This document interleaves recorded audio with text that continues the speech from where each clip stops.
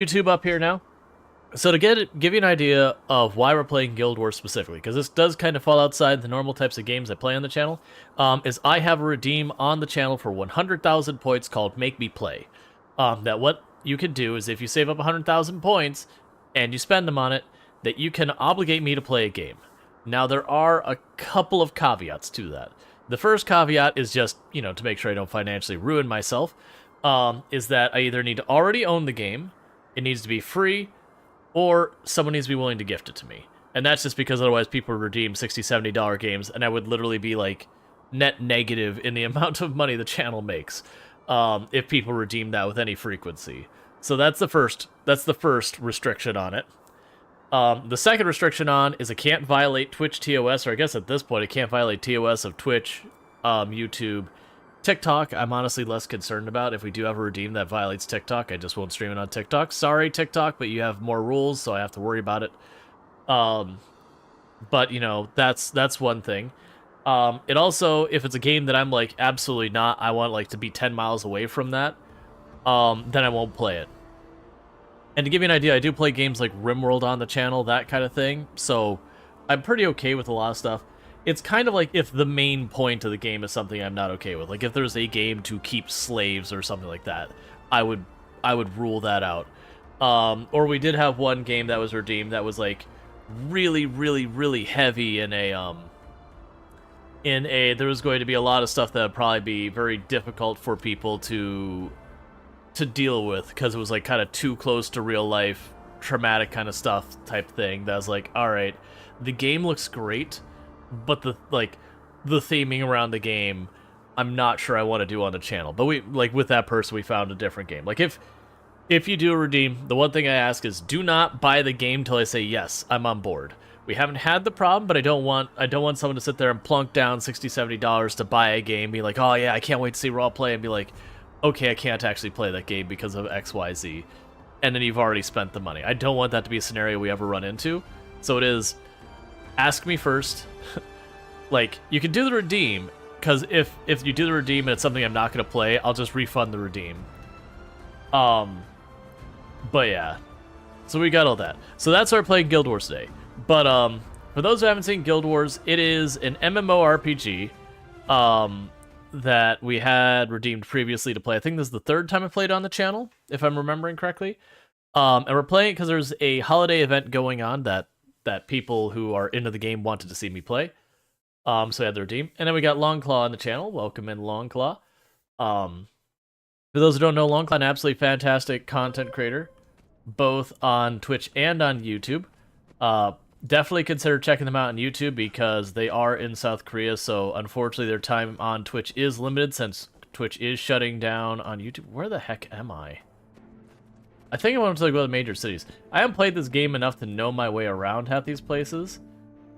But yeah, so I am playing as like one of the tree people necromancers. I don't remember anything about what we were doing.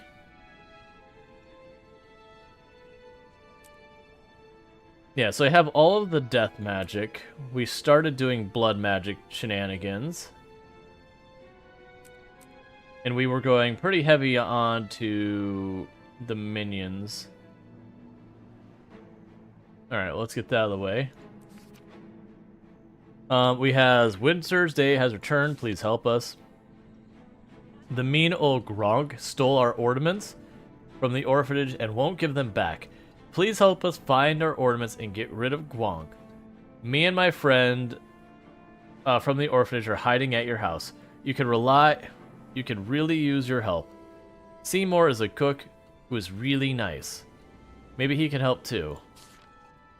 Dear Winter's Day revelers, my airship has returned to Divinity's Reach for another year of Winter's Day merriment. Prepare yourself, and a plethora of holiday happenings await you. Speak to Bell Maestro to make happy harmonics in the bell choir, or to the festive youth to jump into my winter wonderland. You may also converse with the festival lion guard near the Divinity's Reach snow globe for some snowball mayhem, and for those who desire a challenge, journey through the Candy Swirl portal next to me to test their skill inside my Imperium airship. Let's see. I've also heard that there's a local orphanage has suffered an immodest tragedy of having their winter stay ornaments stolen. The orphan surely could use your help retrieving them. And then there's a matter of the malfunctioning toys in my workshop left unchecked. They could ruin winter stay. You can enter my ship to reduce the toys to scraps in Toypocalypse by speaking to the toy captain or me. It's all skill and a little luck. So I need to go all the way over here. Do I have access to that area? What are these? Oh. These are things being like, if you want to buy the expansions on it. Oh. You think it gave me a thing in the mail to do that? Okay. That's convenient.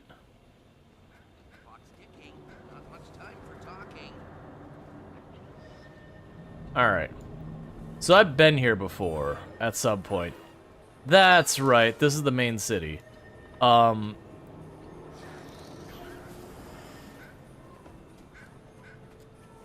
so I don't really know what's going on with this. There's a portal here for a challenge. Okay. Destroy the toys. Laugh, love, laugh, cry. Recommended 5 players. So that's like a dungeon.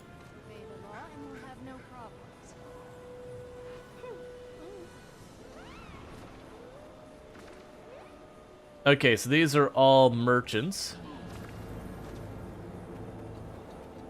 Tell me more.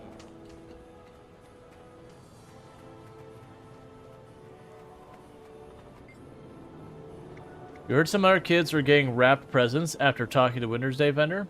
Most of them are filled with old, ugly wool clothes, but I don't care. I'll see what I can do. Hooray! Hooray! It's Winter's Day! Seeds greeting here. No hurry. No hurry, but could you gather a band of friends and go to the secret lair of the snowmen? We could really use your help. Why do you need my help? There's trouble in the lair without... Okay, so this is another one that they're expecting me to take a party. Oh, that's like a raid. Okay. I don't want to talk to all of the people.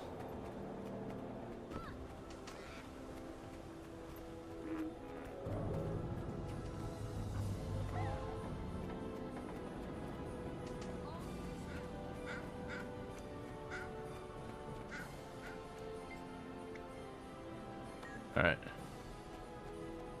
So what I'm trying to do is figure out the things it actually wants me to work on.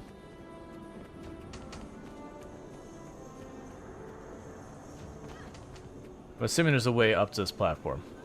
I also immediately miss my raptor mount. They give you a free mount temporarily, and then they go, okay, figure it out. You think you can survive the toy apocalypse? You'll need to be resourceful and ready to fight. I'm going to choose not yet for that one. Because, Hooray! Hooray! It's Winter's Day! Because I think that one. The peppermints on the map are different activities. Oh, there are activities? I thought those were like the various vendors. So that's the one for that place. That's for the toys. Okay. Because I'm assuming this is going to be like other games that they've done this kind of thing. There's going to be a quest to like hit people with a bunch of snowballs is one of them. Hi. Do you want to take the Braves of the Freezing Peaks of Winter Wonderland? Bring needy children Winter's Day's Games? Challenge, great. Yes, let's do it.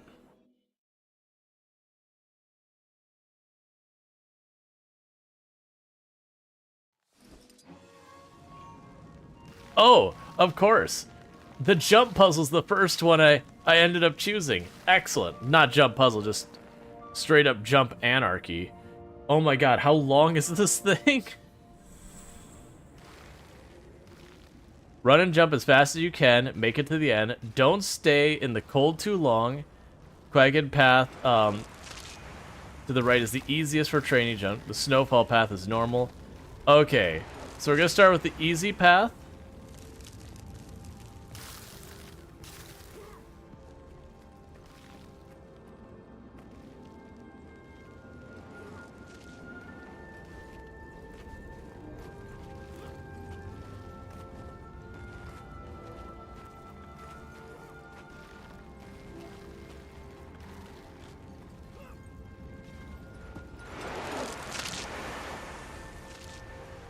Okay, so there are checkpoints, thankfully.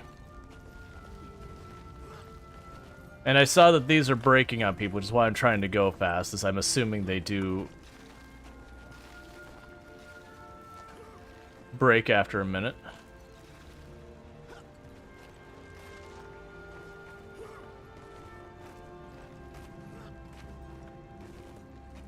There was a present or something over there I don't know if we cared about.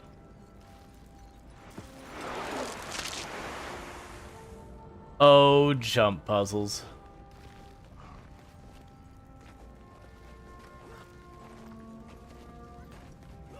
This game has an alarming number of these.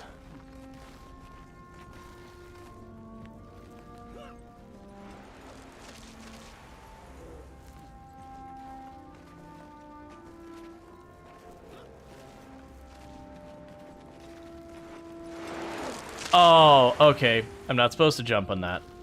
You can, it just kicks you out immediately. I'm also amused by it showing all of the other life bars of people in the area.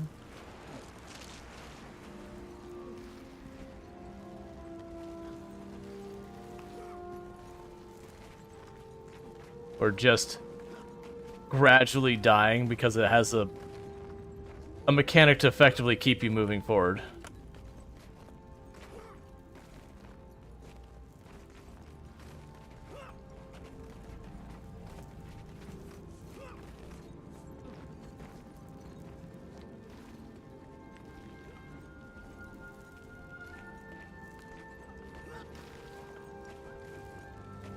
Okay.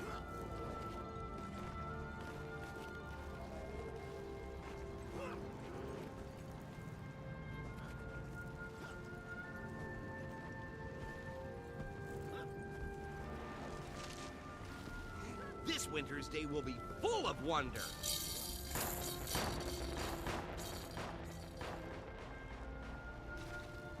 So that person's coming this way. Oh, I guess it's, you have 3 different routes to get to the same place. Okay.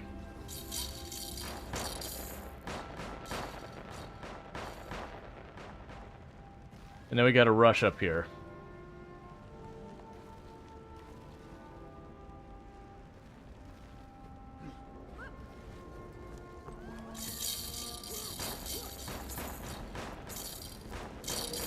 Okay. Oh. Well, now I know there's wind. Oh, boo. It does not remember. So you have to repeat that. That's salty.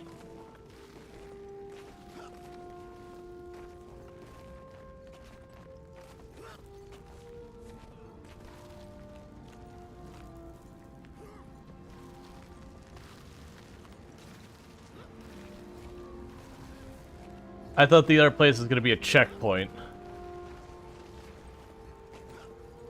It apparently is not.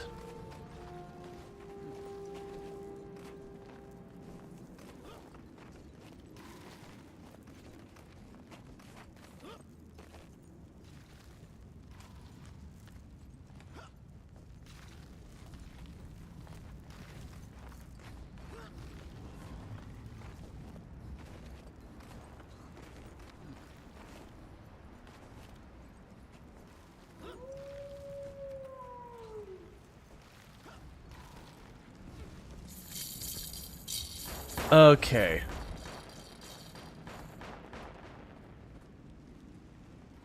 I want this person to get out of my way so I can actually see what the heck I'm doing. Gonna wait for the next batch, because that person with the giant shoulders, I couldn't really see past him.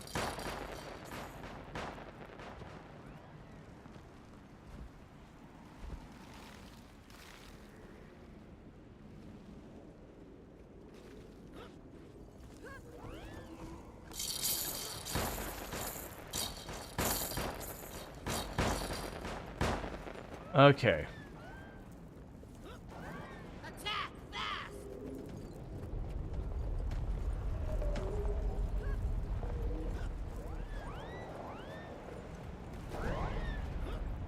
I see.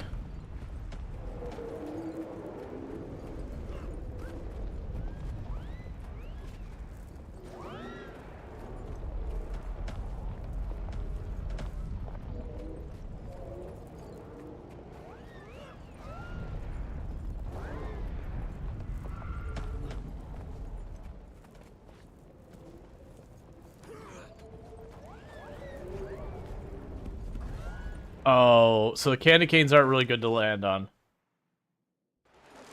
Yeah, so this is one of these ones that's kind of like, you know, the getting over with Bennett Foddy rage games, where when you take a loss, it's very significant, like the time investment.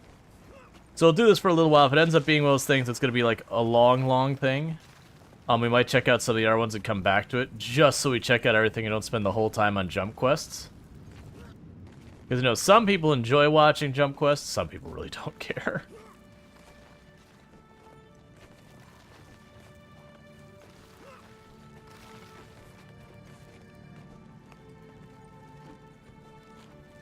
Like, don't get me wrong, in MMOs, I would make sure to finish all of these things.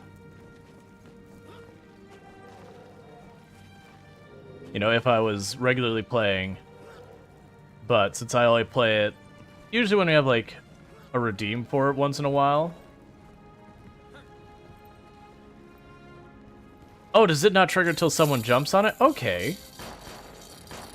That's good to know. That's information. I hate all the people with the giant wings. Basically can't see what's happening.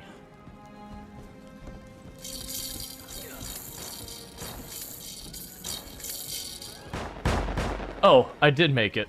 I was like, You're gonna get it, and I'm gonna give it to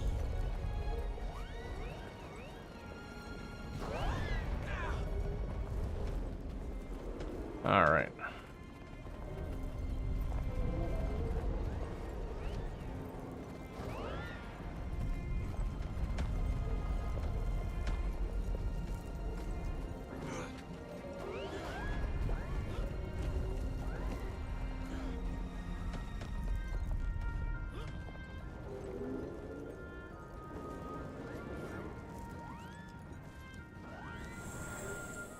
I'm assuming that was the end.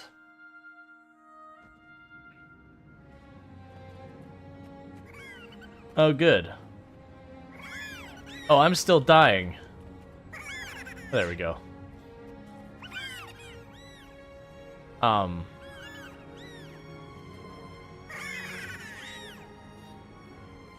there we go, the chest.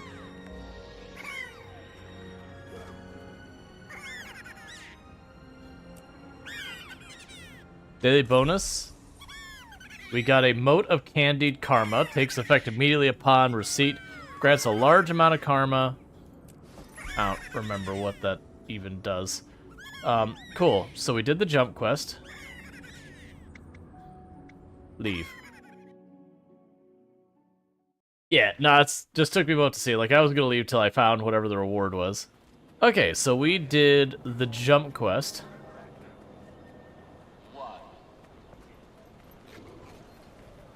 I was taking a moment to load the textures. I was like, what? So that was the jump quest over here, I believe, was the jump quest. Are you a stranger? Wanna play? Okay. Oh, that's just another way to go the same place. I understand. Alright, so let's go find the next event person.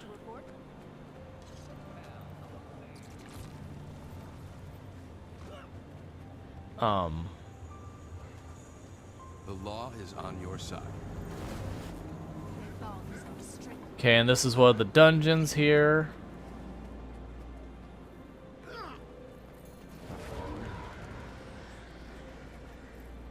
Clock's ticking.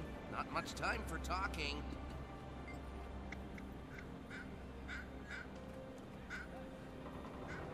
There's a bunch of vendors here.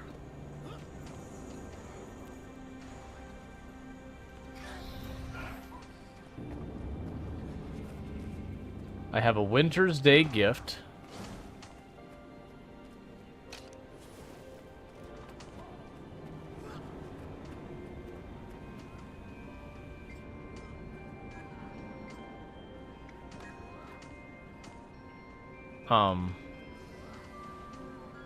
Do I need to go grab another Winter's Day gift? Because I'm assuming you grab the gift, you run it over to one of the orphans, and you give it to the orphan who's like, I don't care. Or it's just a gift. It was nothing. Cool. You got a bunch of stuff from that.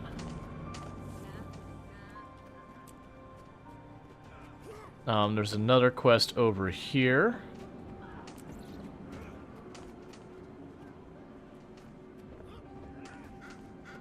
Musically inclined individuals, your chance to shine is now. Wonderful snow globe, isn't it? Handcrafted from Tyria's finest sized appropriately, the snow globe music is provided by the Bell Choir Ensemble. Would you like to play in the thing? How do you play? You'll have a choice of which part you want to play. Songs get progressively more difficult when the note enters the blue inner circle. Ring the appropriate bell. I'd like to join.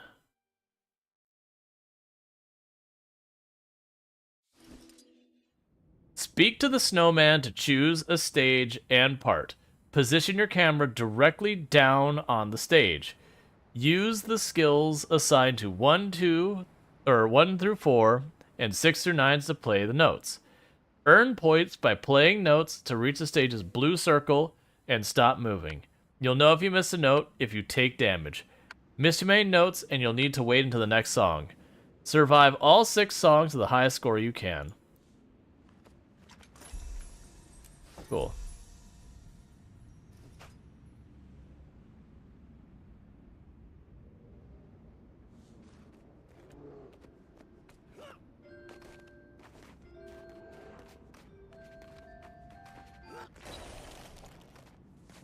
Oh, I see. I cannot get on it.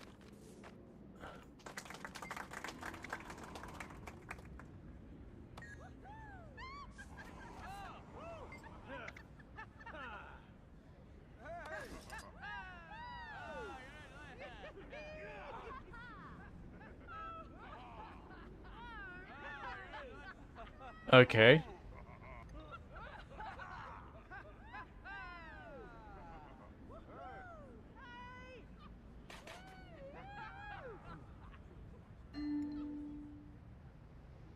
And weirdly, 5 is not one of them.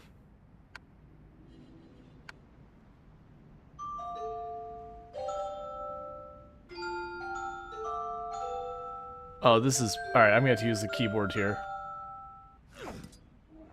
I was trying to use... I've got number keys on my keyboard.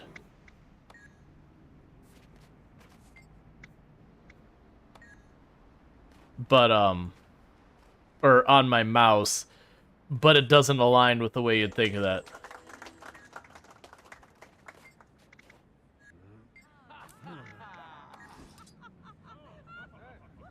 Okay.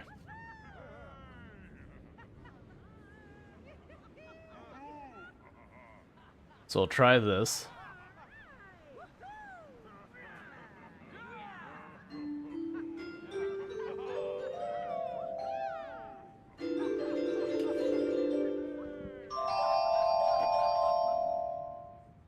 And the poor last bird's like, what are you doing? Why would you do this?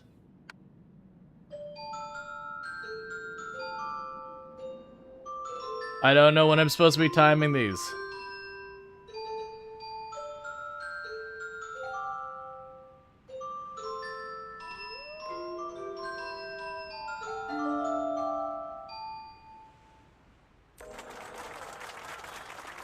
Yeah, we definitely played that song correctly.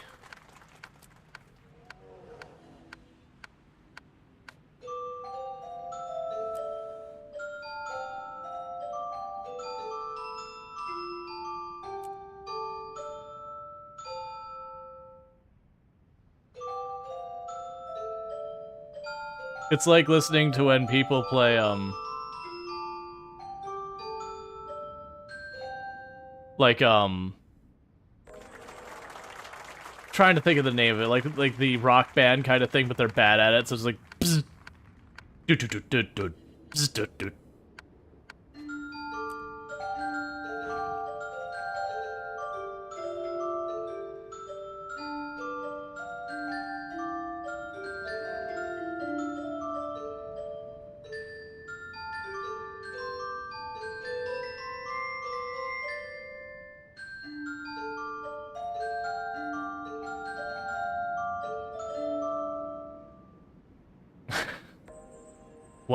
Wonderwall?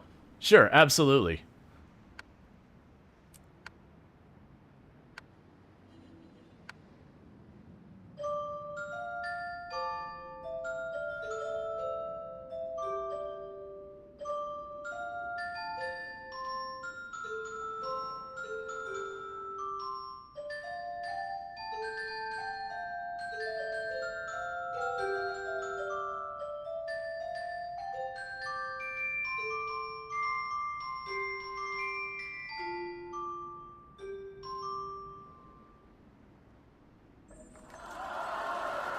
Yay!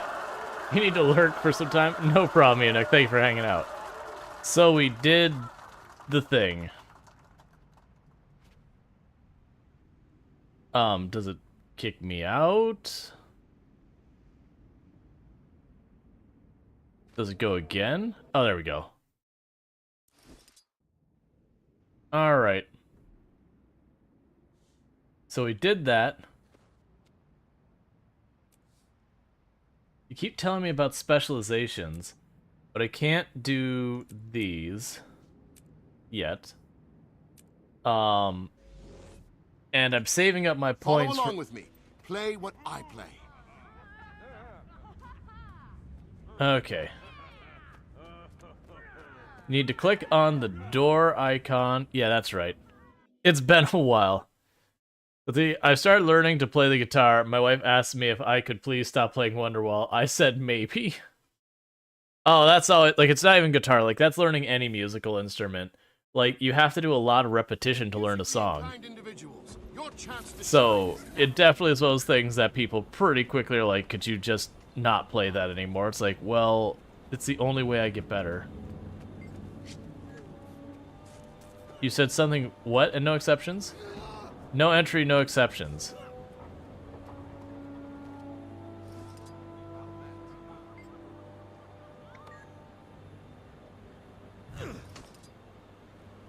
I challenge you, sir.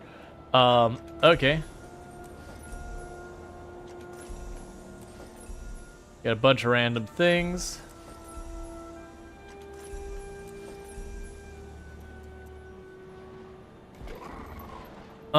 Transform 25 quartz into charged crystal quartz of place power. Sure.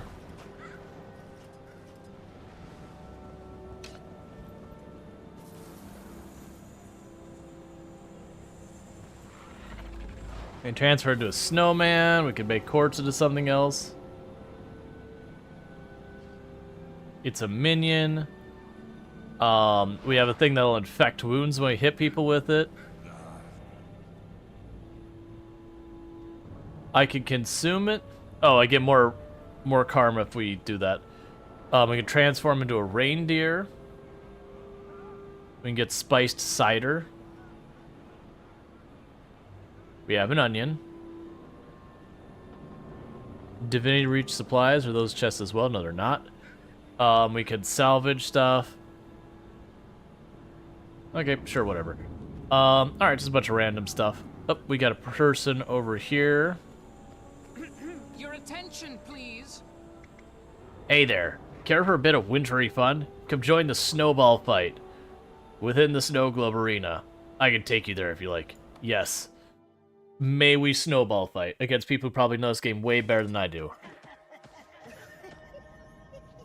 The first team gets 500 points. Bring winners that gets back to your base to score points. So it's capture the flag. Pick a weapon and start fighting. Heavy rifle, scout, slingshot, supporter, staff. You can check your skill bar for the weapons and incapacitate enemies for bonus points.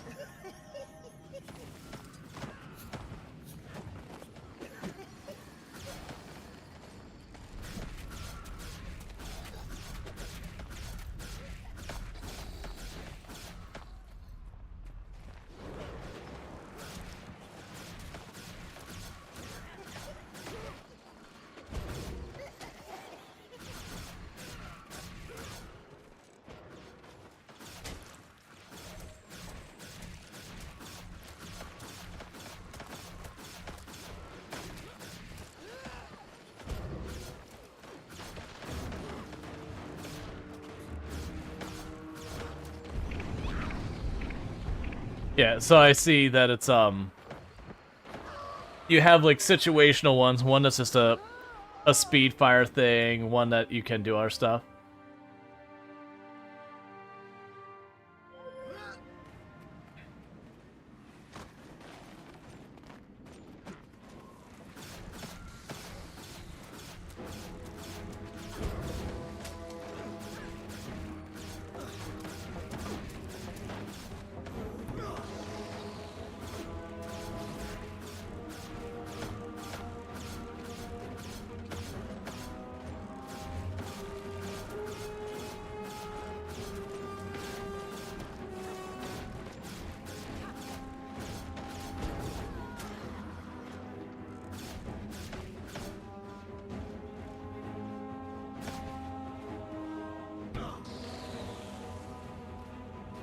Thought there was one for healing.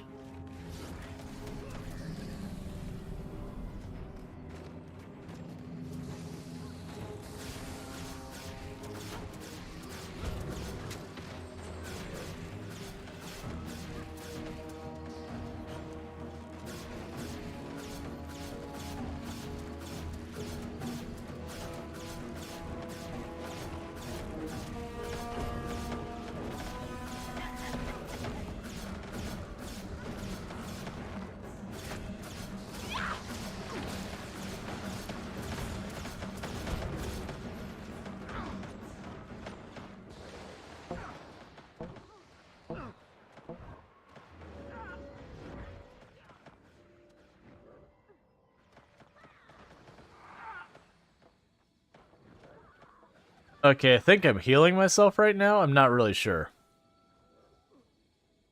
I don't know if I fully heal what happens. But it says I'm healing a lot. Okay. Oh, so if they can push them off me, I can get back up. Okay, that's good to know.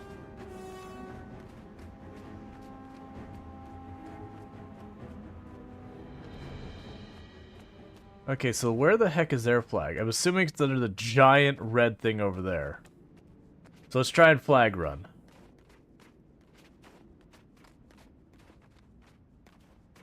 New gift available?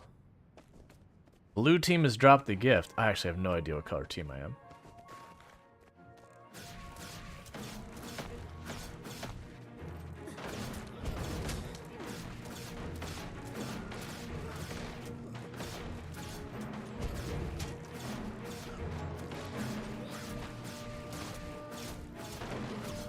Oh, I was hoping I could do the trick where you bounce past around.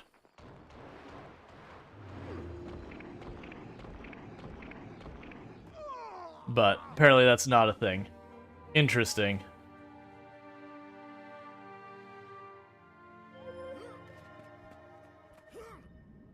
Yeah, I think I'm blue team.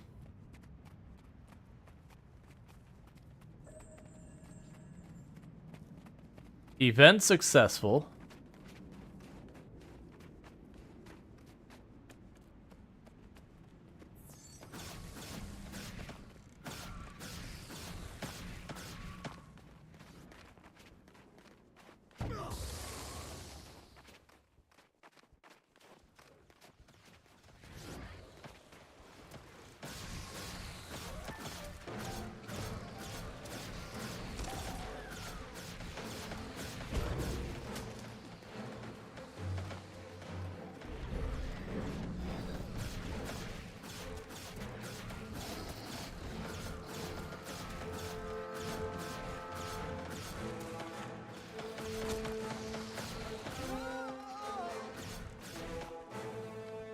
Alright.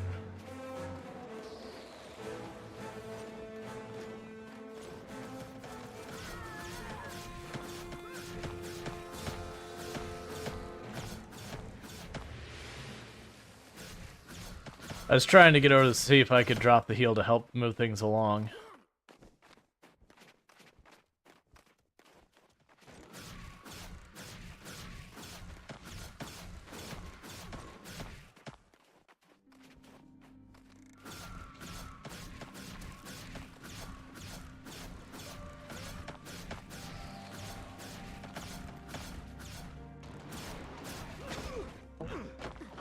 Alright.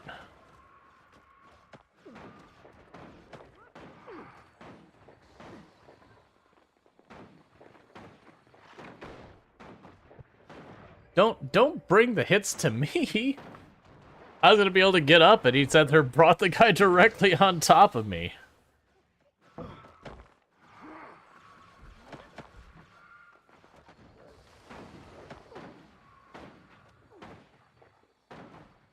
Yeah, it's...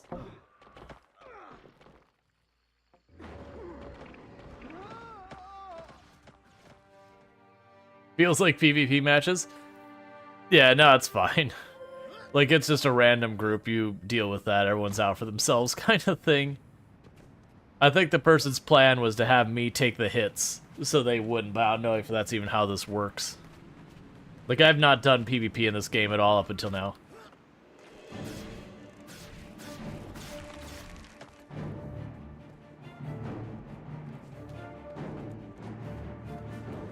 Alright.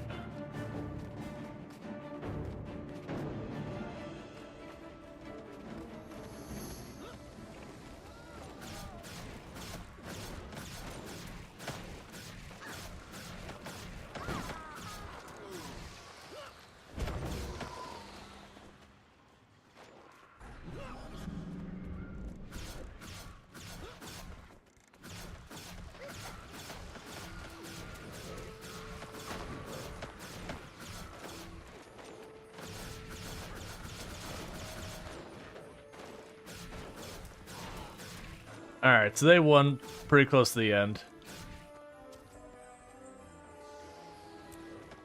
Alright, interesting. Yeah, no, it's definitely a PvP. You enjoy PvP in Guild Wars? It's skill-based rather than gear-based? Yeah, no, like, that was the thing. Like, there was nothing there that had any seem to gear thing. I don't know if it hits, like, a % of max life, or if the max life... Attention, please. But yeah, that one felt fine. We'll check out some of the other events before I mess with it more, though.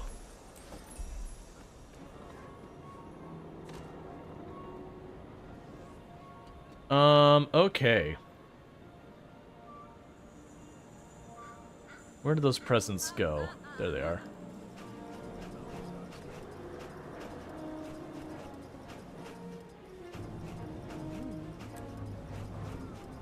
It's all skill and a little luck.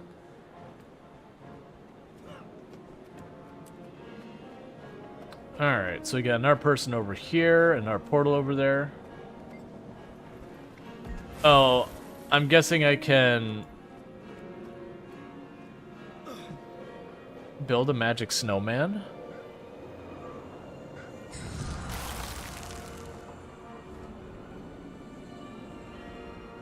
Okay.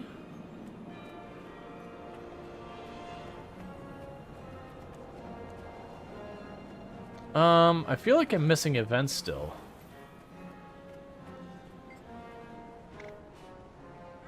Can you spare some snowflakes for Quagmine down at Quagmine's luck? Quaggin wants to make the afterlife of Quaggin. Where's my snowflake count? I can spare 10.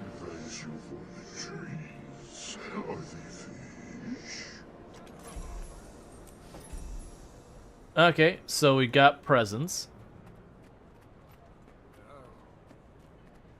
Frozen song begins. So I'm assuming I'm able to give...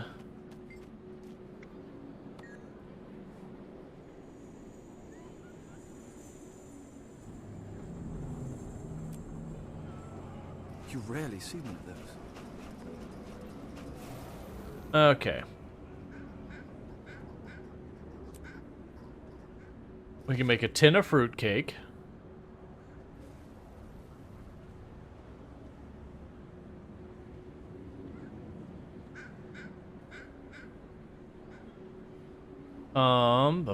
Bum.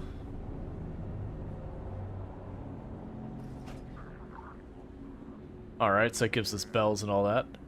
So we're filling up our inventory with tons of holiday stuff, which is not super surprising.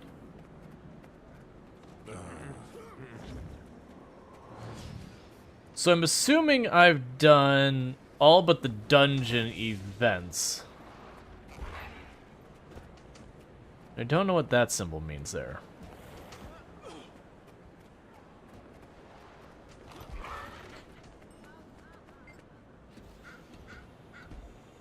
Small talk initiated. Hot enough for you? Well, hello there. That's it. Show those copper donating misers the definition of charity. Okay, cool enough. Alright, so this was the destroy the toys. Enter the explorable mode. Yeah, no, it's like, I guess one is explorable and the other is the actual, like, dungeon. I have the spirit of Winter's Day in me. Alright, it says collect toys and all that. It does have the symbol of, like, a hard dungeon.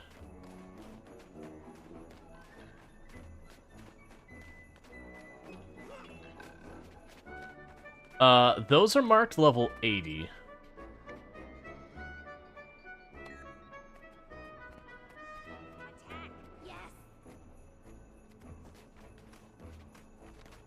So we're just gonna go ahead and exit stage left real fast, cause I'm literally half their level.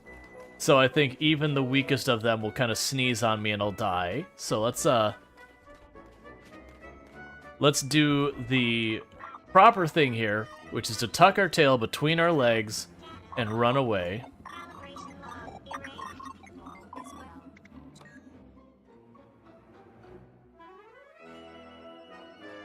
Because I'm only level 40.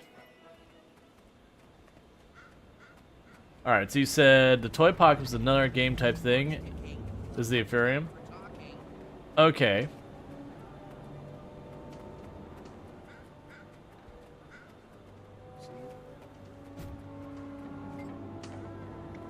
Hooray! Hooray! It's Winter's Day! Yeah, that was what looked like a raid. That was a jump quest. Oh no, that's a toy apocalypse. Okay, so I misunderstood that. I thought that was going to take me into the dungeon. Kind of like there's a lot of these things where there's a door right there. And it'll be a person you can also talk to take you through the door.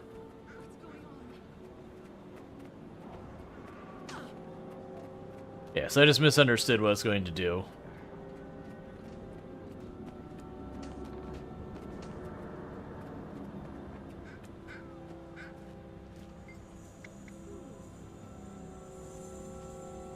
I see there are two entrances. The upper portal will take you to the group in private toy box. The lower one will take you to other able-bodied volunteers. I just said, you bet, and I'm just gonna let it figure out for me. Attention. Severe equipment damage detected. Mission, protect the gift deluxe for malfunction. Crisis Quiet. in progress. I'm reading. Survive all 10 rounds to win. Destroy the trees, buildings to get bundles, like it used to be build defense, scrap, so it's tower defense. Okay.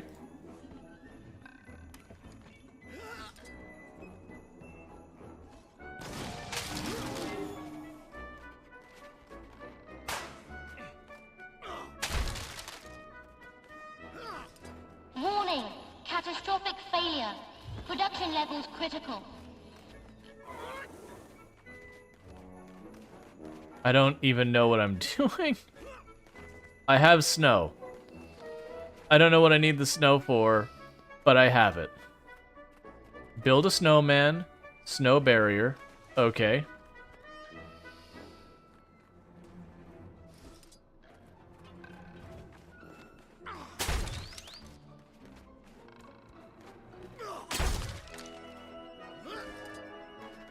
And we can get a candy cane ballista, a snow catapult, or just move faster.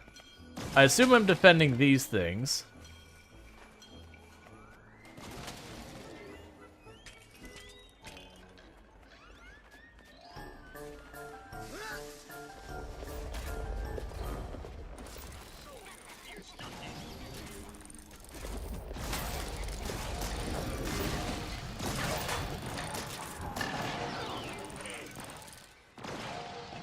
Oh, you can upgrade defensive structures. Okay, that's good to know.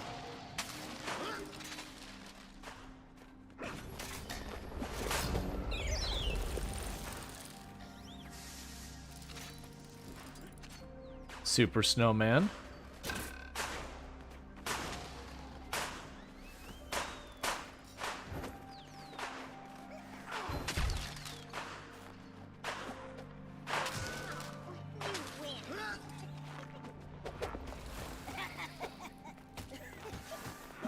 All right.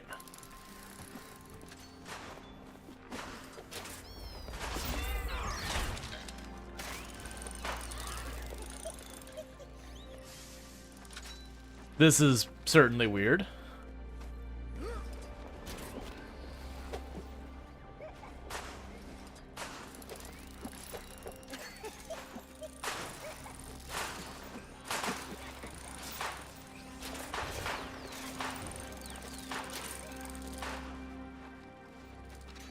All right.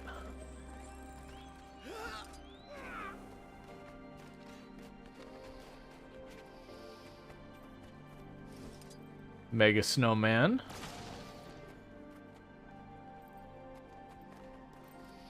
Oh, I repaired instead. Okay.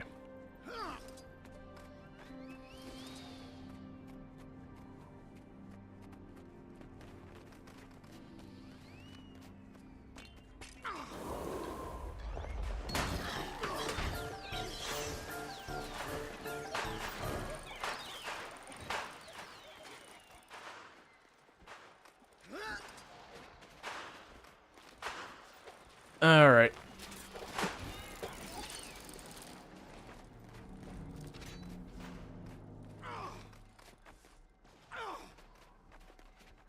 So apparently just trash the stuff nearby to get materials to build everything.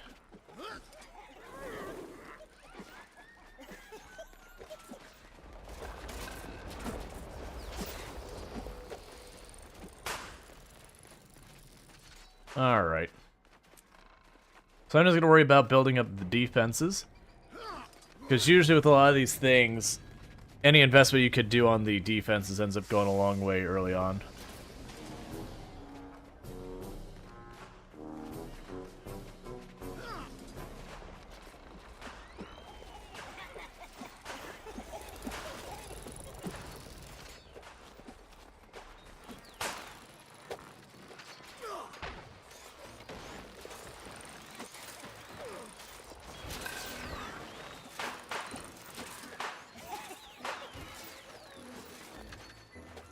All right.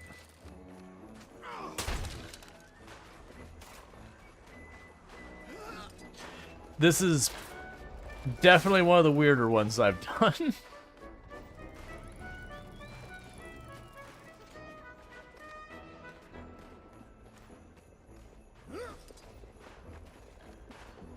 Alright, do I say snowmen that aren't already upgraded? Yes, I do.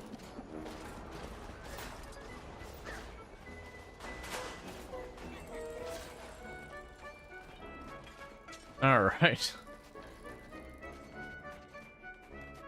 I do appreciate that they've made a lot of these, so, you know, you're not just using whatever materials are here kind of thing. Or, sorry, that you're not taking your own equipment from out of here, you have to use stuff in here.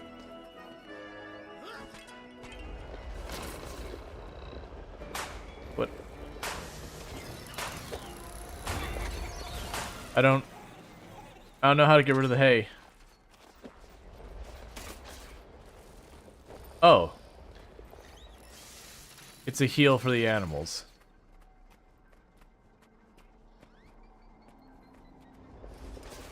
There you go. But it means, like, if I'm sitting at, like, level 80 and I have a friend who's only, like, level 20, you know, they can do stuff with me versus so many of the other games where it's just not an option.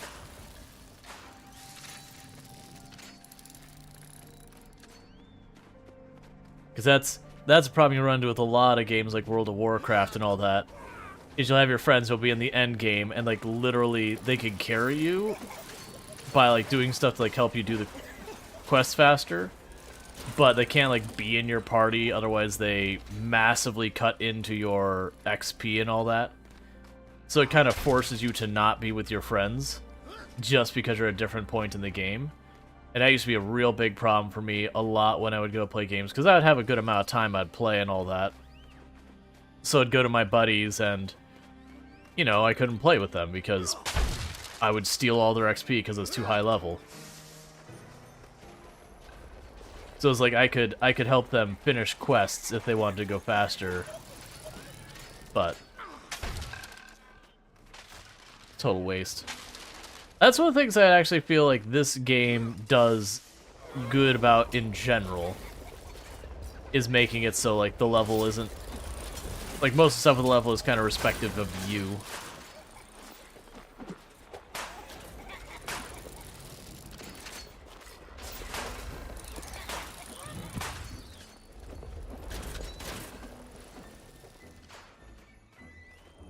I have no context to, like, any of this stuff. I also have a feeling that even though, like, I'm upgrading everything, I'm not really getting much of the way of score. So I do have a feeling it's, like, strictly what your kills contribute, rather than, like, the contribution to the defense in this regard.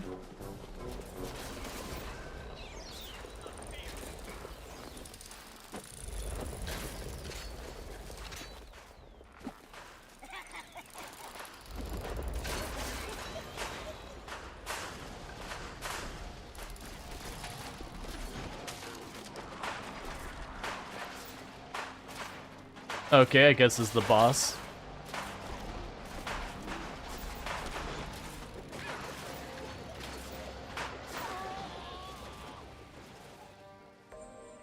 Oh, it had like a counterattack mechanic. I was like, why am I taking damage? Gotcha.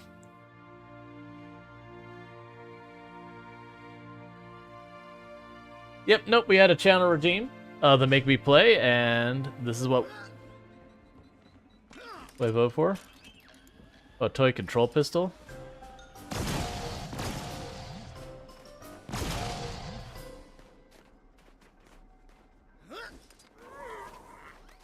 All right.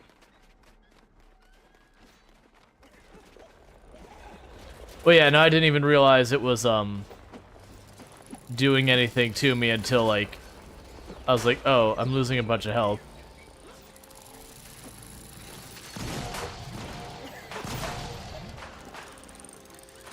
I think I like the rifle way more.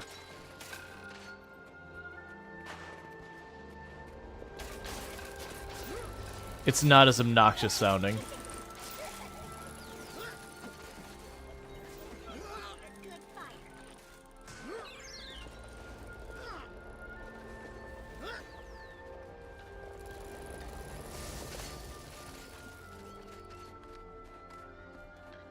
Yeah, so it feels like defensively we're super well equipped.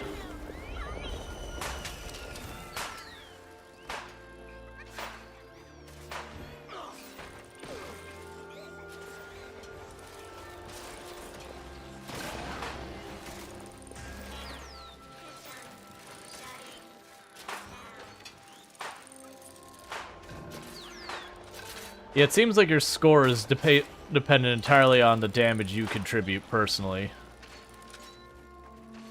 Which is kind of a bummer, because, like, I put all that time into building up the defenses, which is important. And they're like, yeah, but you don't get credit.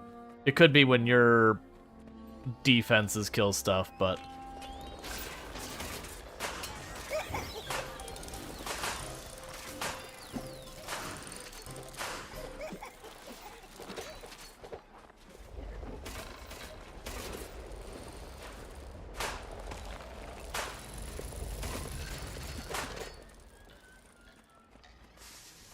Okay.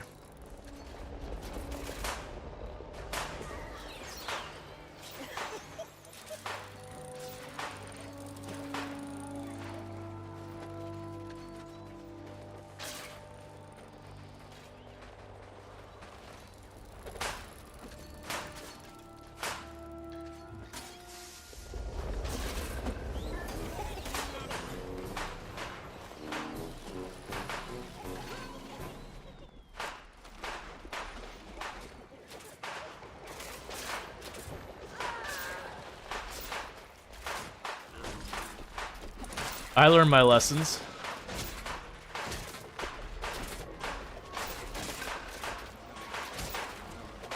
I've MMO'd before.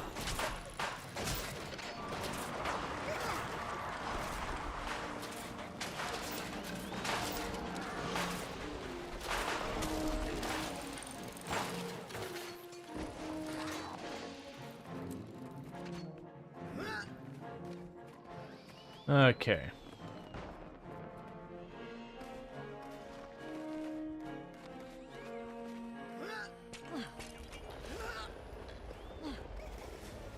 Oh, we each have our own instance of them? Excellent.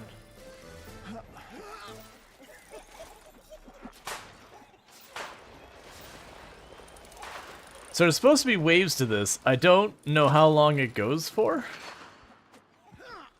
Oh, rounds completed. Okay, we're on round 6 out of 10. Okay.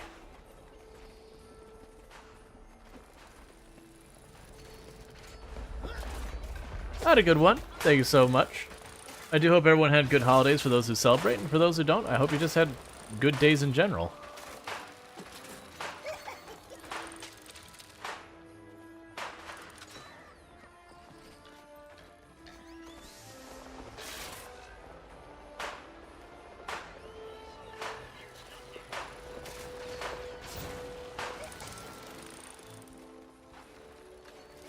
Yeah, so now I'm not caring about the overall mission, I'm just stealing points, I'm getting more credit.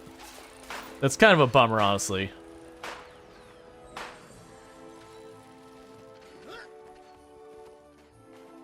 Like, I would honestly feel like you should also get credit for repairing stuff and building stuff.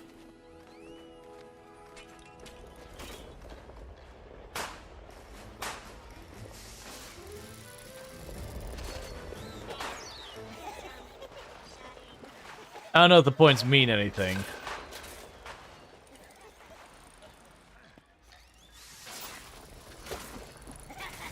Oh, you don't learn from your mistakes? Sometimes.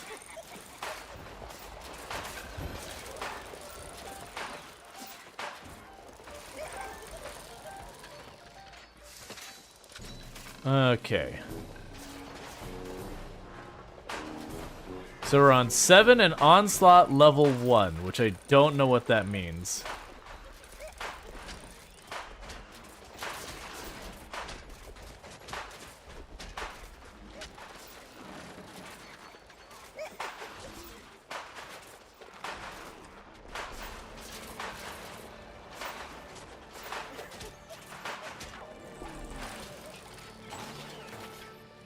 Yep. Now, for the record, this is the only character I've ever had in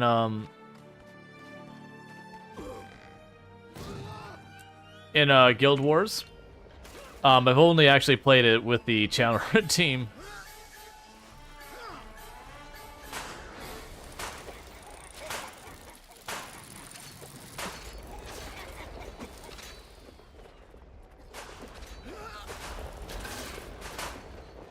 All right.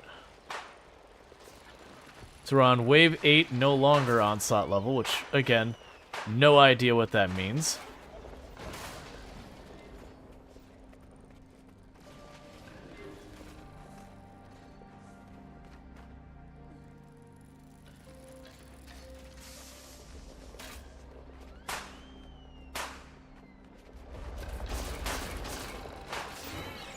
All right.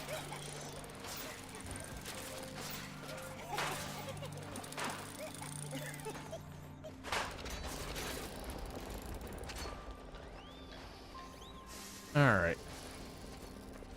So we got more coming over here.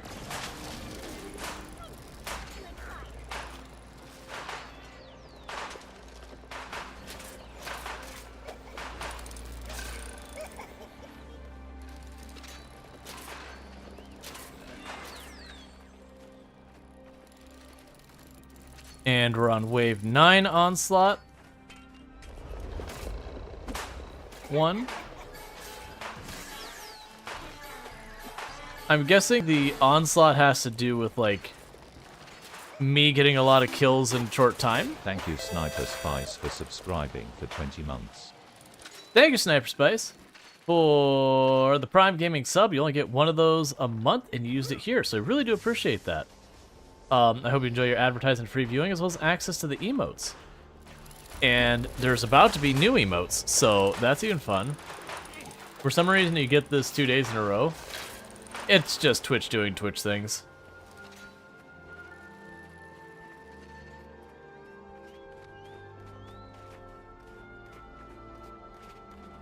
It's Twitch. Just assume everything's broken. Always and forever.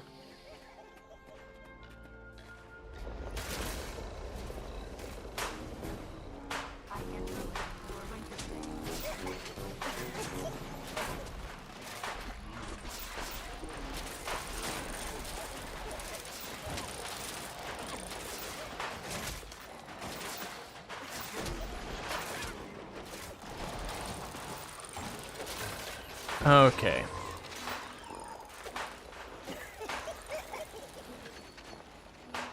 And I figure what we'll probably do is after this...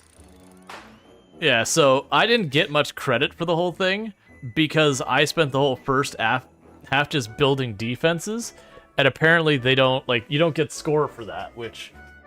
I don't know, it's a very common thing to have as an issue in games. I don't like when it's like, the kill count is what matters. Well, what if I'm doing all the important utility stuff that needs doing? No points for you. That's like games that, you know, like if I'm the DPS and I kill things, I get points, but the healer doesn't, so the healer has to not do their job. But it's a common issue. It doesn't really matter. Alright, well I think we've done all of the events they have here.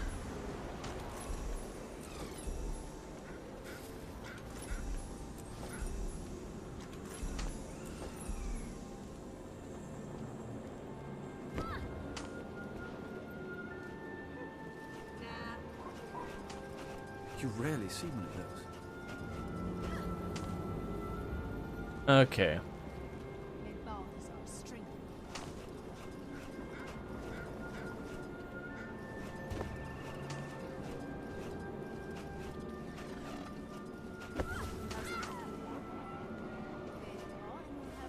Alright, so we got a weapon. Healing and toughness, concentration.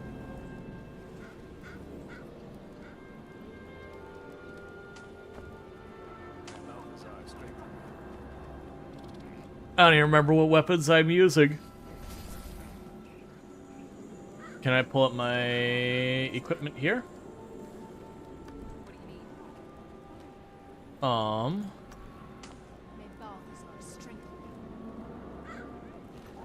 I'm using a scepter. Oh, what was in my offhand?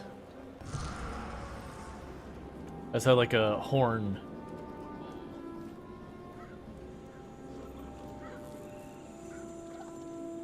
Oh, these all require level 80. I physically can't use any of them.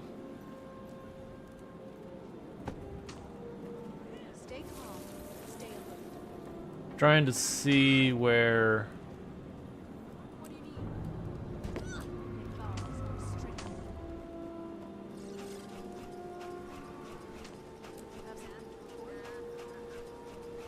Alright, so I have to do a lot of inventory clearing after all this.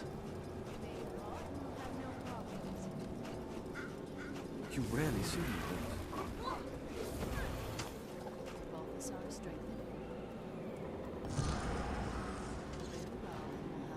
Okay, now I gotta remember where the heck the bank is.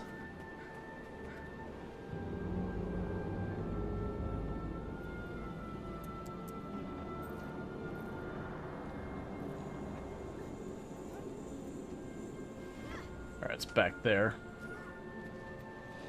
I was trying to mark it, but I couldn't remember what the stuff for doing that was. It's been so long since I played.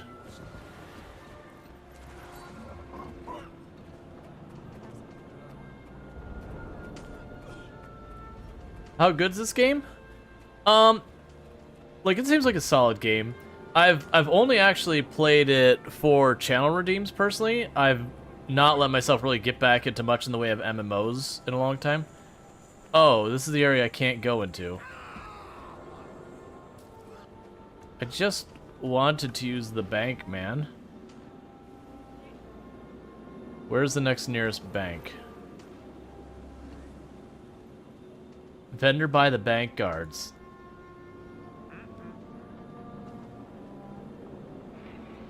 Gotta be another bank here somewhere we can use.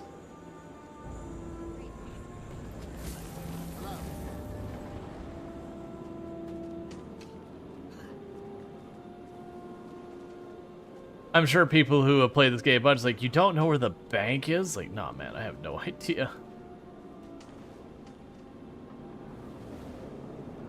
I'm looking for the icon, and I do not see it.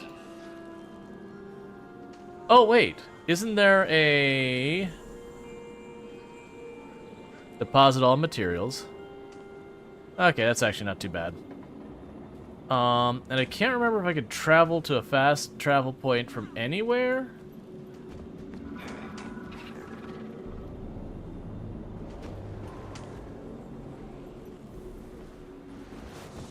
So I have a quest dredging up the past. I want to get away from all the noises. Yeah, your last MMO was Warcraft, I think, which was a few months ago. I used to play a lot of MMOs back in the day, but it's kind of stuff between like the daily quests and all that. I got pretty tired of dealing with it, kind of thing. Oh right, I am a summoner.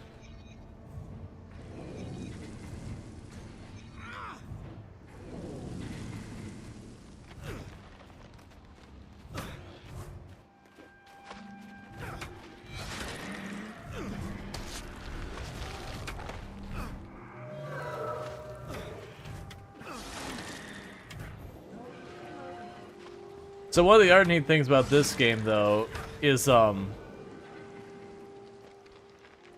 you can do stuff pretty much anywhere. So like, it's not like you finish a zone and there's no reason to like ever go back. They have an entire thing where like they'll scale the enemies to you and a whole bunch of stuff.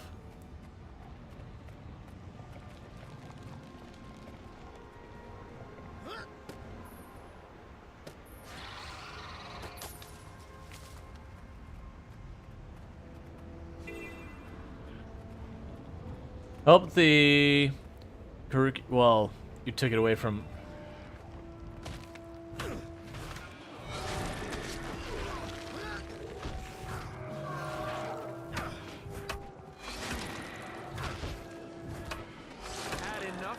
Collect and turn in dredge blueprints.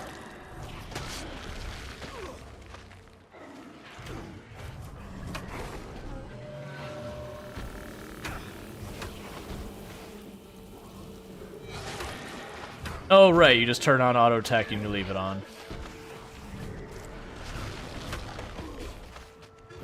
Stop pushing me around.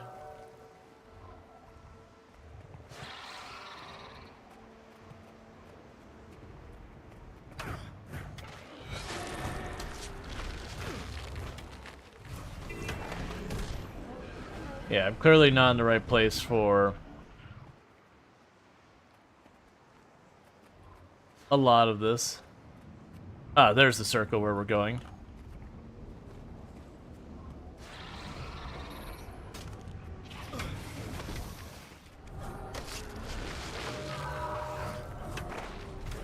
Yeah, let me see if this is deckable. Extreme deck will download it. Gotcha, yeah, I'm pretty sure it's all the ones that they've got like the free-to-play version, and then there's a whole bunch of extra stuff you can... You know, per the usual, there's just additional stuff you can do if you pay money. It's a pretty standard formula for MMOs these days, for better or worse.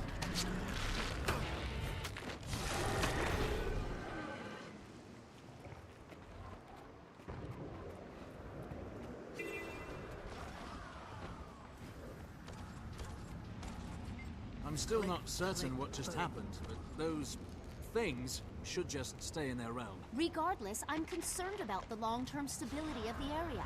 How can we prevent this in the future? You'll work it out eventually. Until then, you'll have me and others like me around to help. You'll be fine. Okay. Let's see. Reactivate cameras, destroy steam corpses, and gather steam parts for study.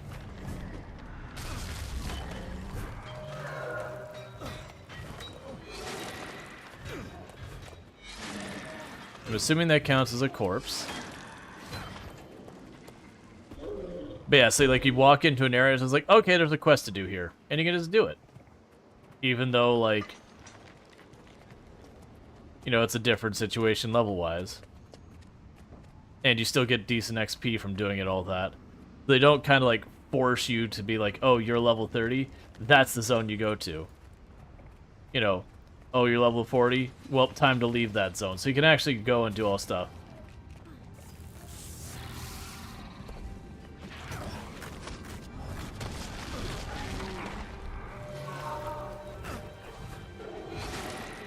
As far as the Old Republic works, I'm pretty sure this can. Yeah, and I don't know what reason it wouldn't work. But yeah, so a lot of it is you kind of run around and do that. Now, the one thing I will say is there is an overarching story. I haven't gotten as bought in on the overarching story as, like, a lot of other games. It's not bad or anything. I just haven't got invested, but that could also be the fact that I haven't been, like, jumping in this all the time or whatever.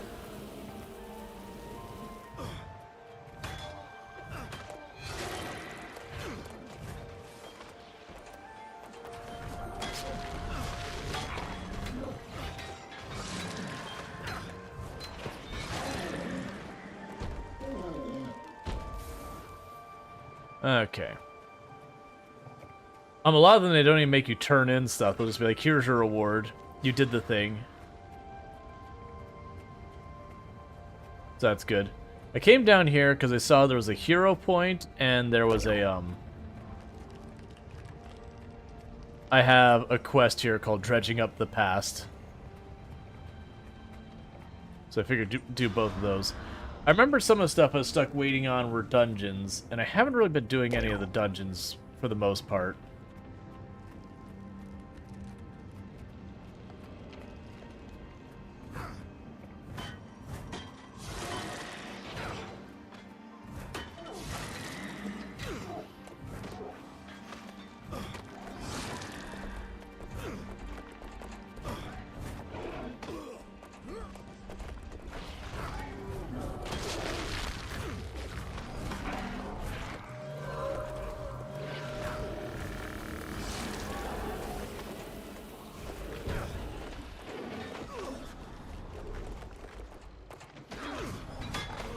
I forgot how often these things could shove you over.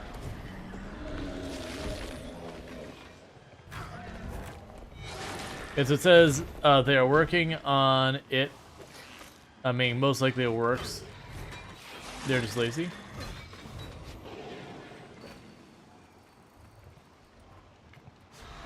I mean, it can just take time to figure it all out. Alright, so we did finish that. Let's go see what the hero point is over here. Be a whole bunch of different things. Stop shoving me. You're such a bully.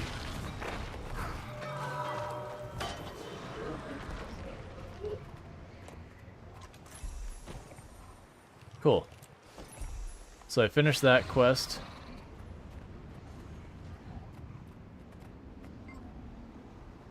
A voice like gears grinding and electricity's cackling bellows a challenge. Bring it on.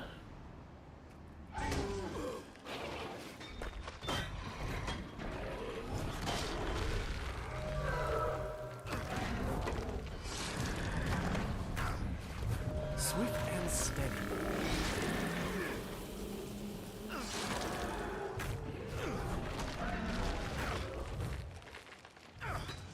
Which my whole thing is my character is affliction based. I have minions and afflictions. Cool. So we finished the challenge there, so we got our... We did get our hero point, right?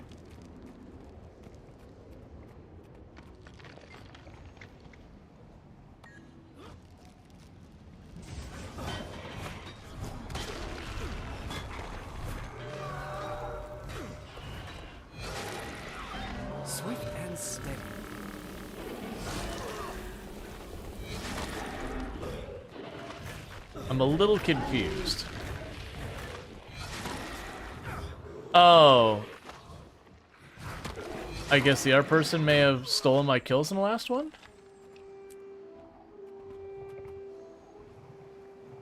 Do I not already have the point?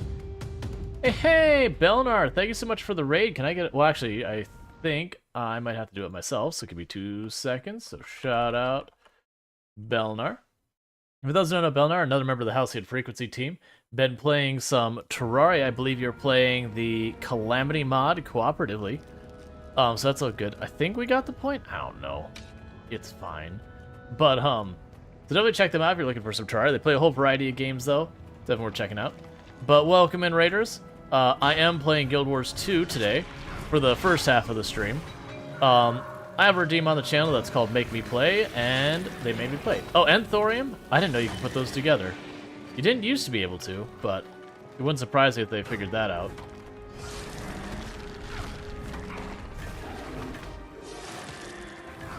Yeah, no, before streaming, I did Calamity mod on, I believe it was Death difficulty, I think, was the hardest at the time. I know they made a harder one since then.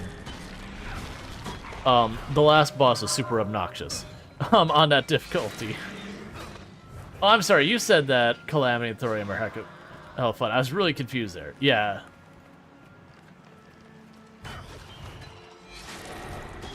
But yeah, so I'm playing Guild Wars 2. They had a winter event going on. We checked out all the stuff with that, and since I still am relatively new to the game, we're running around just doing the things.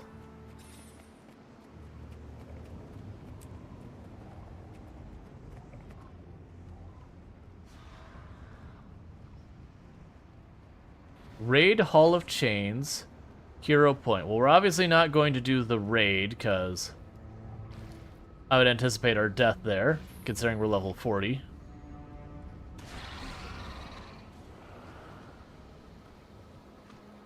But also mentioned there's a hero challenge here, so let's go see that. Oh, you got mad at me when I took the mushrooms.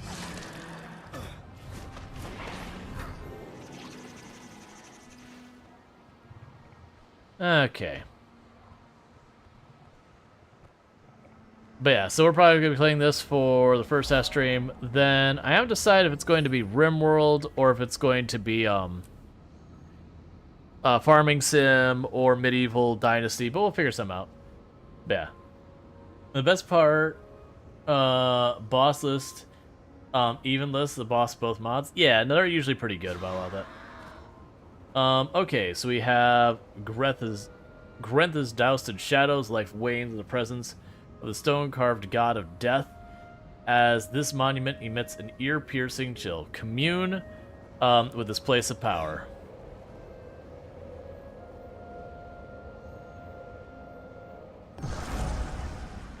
Cool.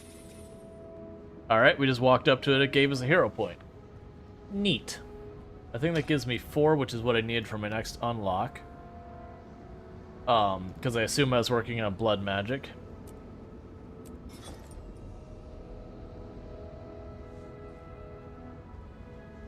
Alright. Man, I haven't played this in pretty good long while. A Guild Wars 2, eh? You gotta save up 88,000 more points and get you to play Dyson Sphere program? Absolutely. That is 100% a thing you can do. And I certainly will have no objections to Dyson Sphere. Because usually the only ones I'll object to is stuff that, like, I'm like, nah, that's something I don't want to be associated with, kind of thing. Like, or we did have one that was, like I said, it was, content-wise was extremely heavy, and it's like, oh, like, this is not really, like, you know, it's not something that'd be good for a channel kind of thing. Oh.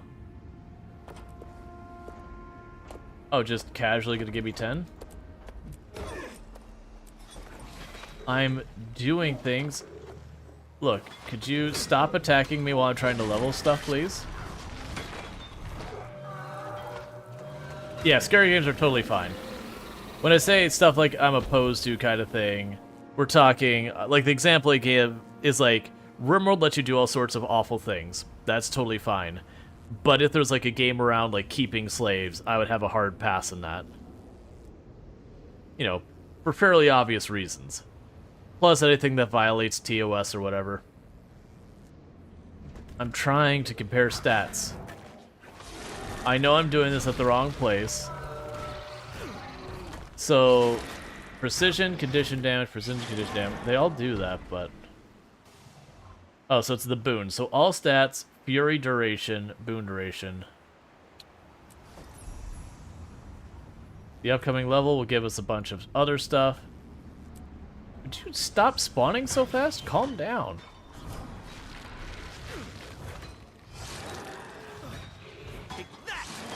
Okay.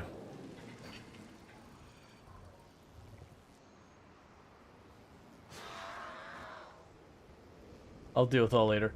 I believe this game does a whole thing where if you don't have the inventory space for stuff like that, it just puts in like an overflow inventory for you to deal with later. Which is another super appreciated thing, so I have to sit here and, you know, deal with all of that stuff while I'm on the go.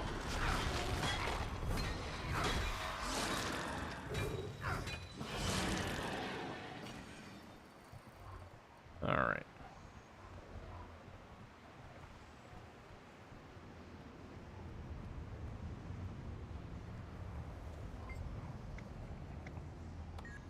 Okay, so let's see. So, deposit all our materials.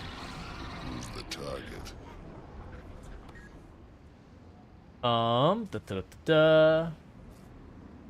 Nothing I particularly want.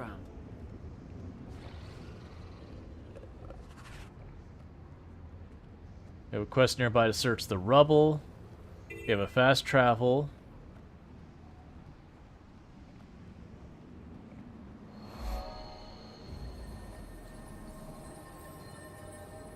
May the shadows embrace you. Alright, we thought we had it bad for those with those teams there everywhere, but now the dredge is acting up. What's happening? The local dredge have decided that Durman Priory is a threat, and they've been harassing our bases. I found these dredge documents. Do you need them?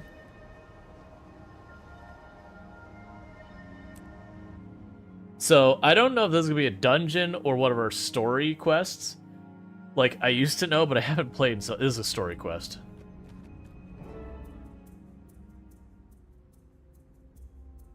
Look at these glorious snow-dusted mountains.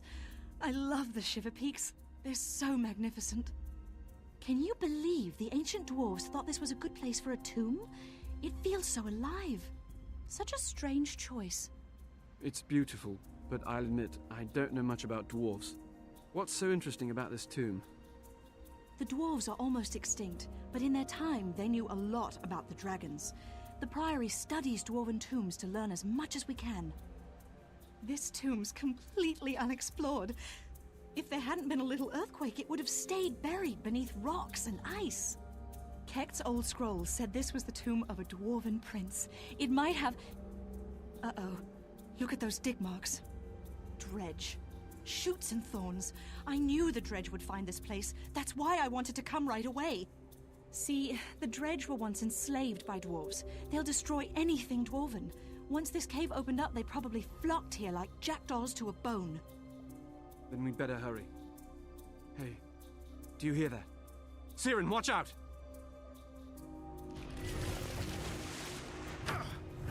I still dislike greatly that, the text inside those cinematics. I haven't been able to adjust. I've tried a lot of different things. Oh, right. The one thing I remember not liking that this game does is it unspawns all of your minions when you zone in and out places. You have to respawn them all. So when I walked in, I didn't have my main fighting force, and now I'm struggling to stay alive. Like, and I could just stop, like, before I talked to her, I could just stop and resummon everything, but... Okay, but we're alright now.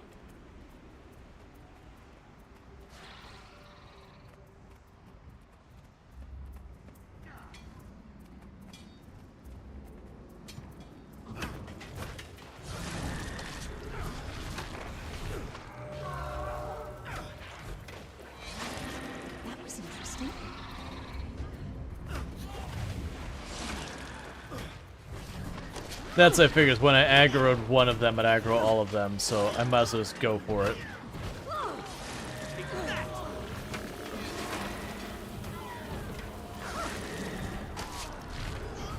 Alright. And like most MMOs, you kind of build up a damage rotation after a while.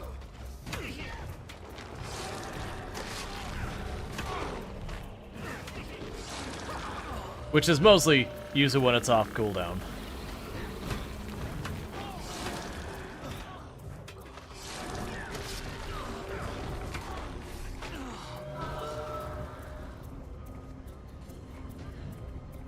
Alright.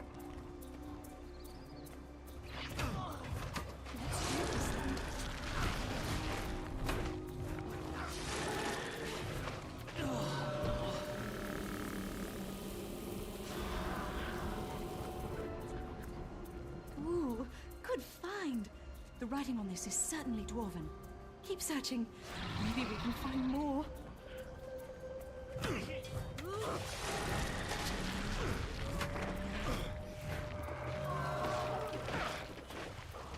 I'm trying to think of why this game doesn't grab my attention so far. I mean, it's probably because it's after World of Warcraft. Not that World of Warcraft is better, I think. But, like, in a lot of ways, it does remind me of it. Just, you know, different UI. Oh, they do a little bit better about, you know, Another artifact. making it so you can play with your friends regardless of level. Think we can find anything else?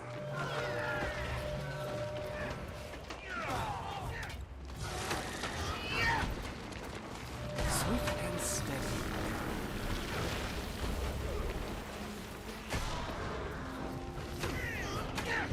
Alright.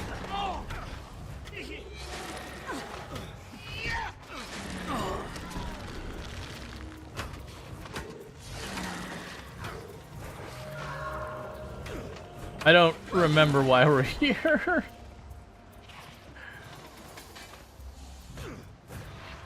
It's been so long since they played. I don't remember at all why we're here, like what we're doing. We're looking up something about dragons. Oh, I think didn't a dragon like come back or something? And we're like, oh no, big scary dragon, I gotta deal with this. And so we're researching them or something now. Those are priory explorers. We have to get them out.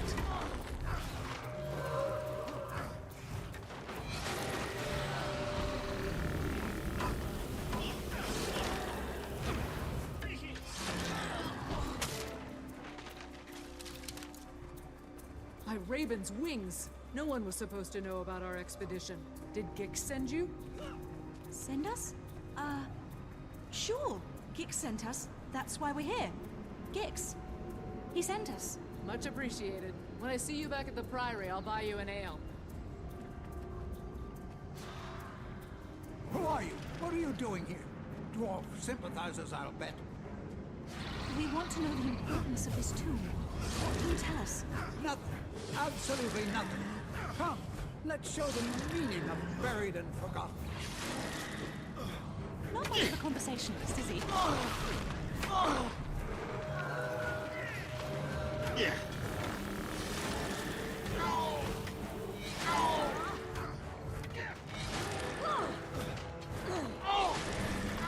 You can also move while using most attacks, so...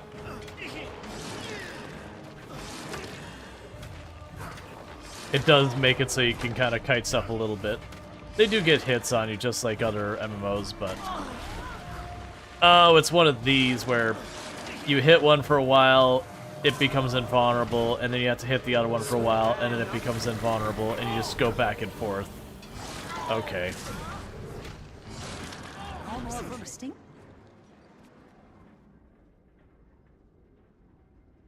That talking tree's gone crazy. Get it off me. I'll tell you anything. Just let me go. This talking tree will tear your limbs off, buddy. Is this all you found in the tomb, or did your people destroy some of the relics? Those relics are nothing compared to... We tried to shatter it, but we couldn't. It was too powerful. Nothing could harm it. Destroy what? Another relic? One like these? Junk! No. It was a sword. We sent it to the southern ruins, hoping to find some way to destroy it. Death to the dwarves! A sword? Maybe the writing on these relics will tell us more.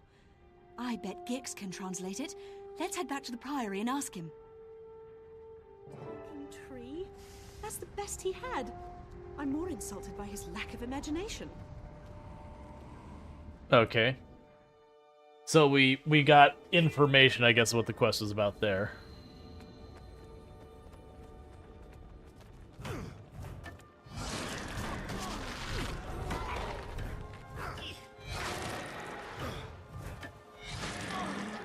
Alright, so we're supposed to...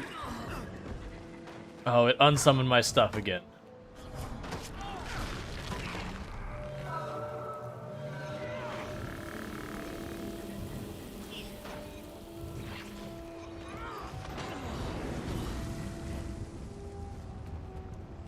Alright.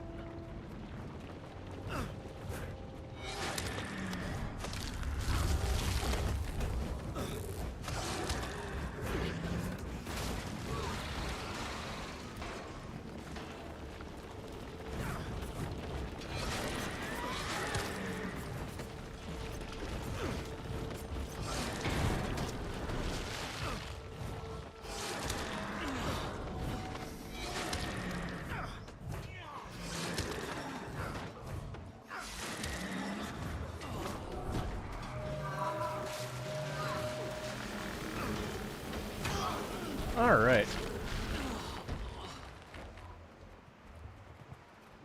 It's like the same for some men too. Usually if they want an orc bolt character, they hire really good, decent actors. While if they, well, some games are cheap. Use uncomfortable, like a good example of deep voice, rugged women acting like Skyrim orcs. Yeah, no, there's also a lot of time that companies can't really afford to hire proper voice actors. They just use their dev team or like QA people. And you can usually really tell when they do that. It just really does not turn out well.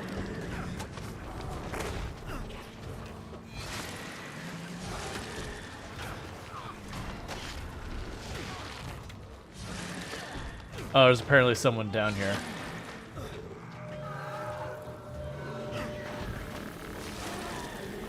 It's also interesting. It can add charm, but sometimes it's just really not well done. It depends. Like when they have like really stilted voice lines and all that. Watch it with the blood. Do you have any idea how hard it is to wash out? Finally! I thought I'd never get out of that cage. Let's get out of here. Yeah, no, it can also... No offense, but could you stand back a little? Like, really silly games, yeah, they can get away with a lot more too. I agree. How'd that be? Excruciating? It's the thing, like, when you have a game that's trying to have, you know, trying to be serious with itself kind of thing. I'm wilting. Need more endurance. Like those cases, you end up with a lot of stuff that it's supposed to be a person who's like genuinely sad, and it just sounds like a kid faking that kind of situation. All right, so we finished that quest. You know what we need? As inspiration comes from Warcraft, goblins, but we need a steampunk themed MMO. I go for proper steampunk. I go back and forth where I'm like, man, I could really go for a good MMO, and then immediately go, you know what I don't want is a good MMO, because I'll play too much and then I won't have time for anything else. And I go back and forth on that a lot. Like, I almost, like, I start getting into an MMO, I will almost, like, go out of my way to not play it anymore, to get away from it. Because of, you know, in the past getting into MMOs where you feel like you have to be obligated to log in each and every single day to keep going. That's actually one of the things I found that I liked about when I've been messing with this one, is I can jump right back in and I don't feel like I've had, you know, some big event I've lost or whatever. Like, sure, they got, like, their holiday stuff and whatever, but it's not like... I don't feel like I have to, like, grind daily rep for some faction to get some gear to be you know, set up to be able to play whatever the big dungeon is in the game because I gotta farm up my fire resist or whatever. Like, I remember doing that all the time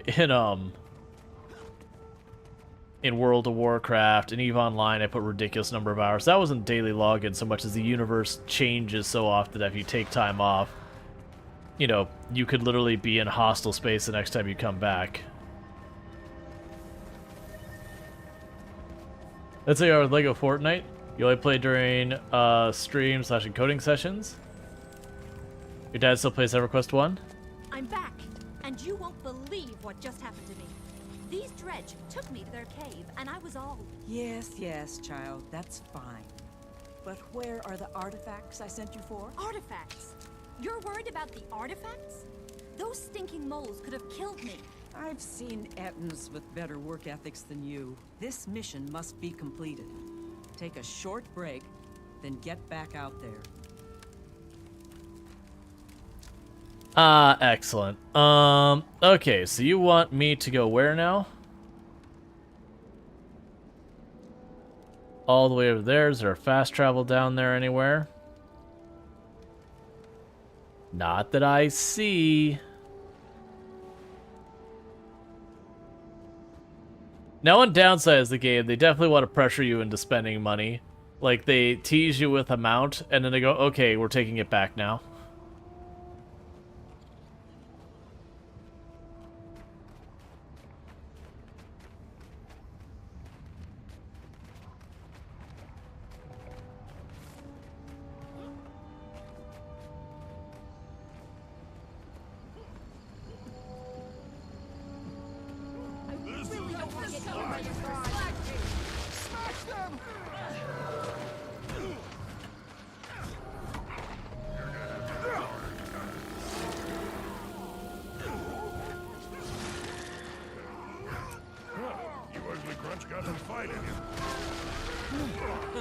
You have to try harder. I made mistakes and angering the entire group at once.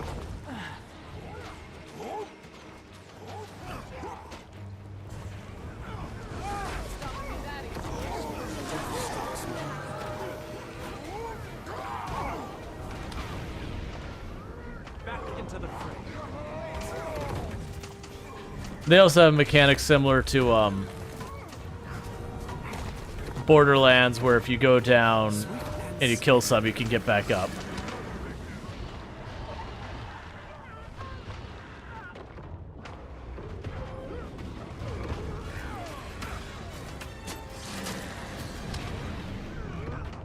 It'll be fine.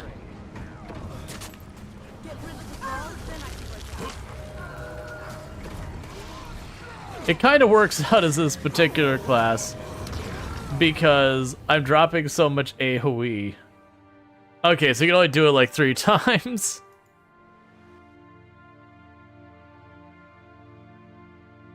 So I have to spawn at a waypoint. That's fine.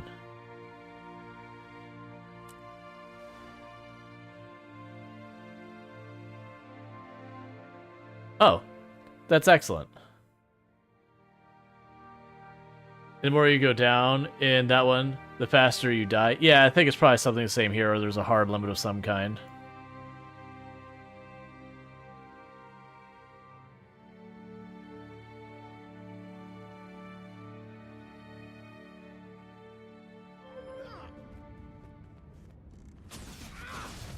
No rest for you yet, sweet soul. Kneel.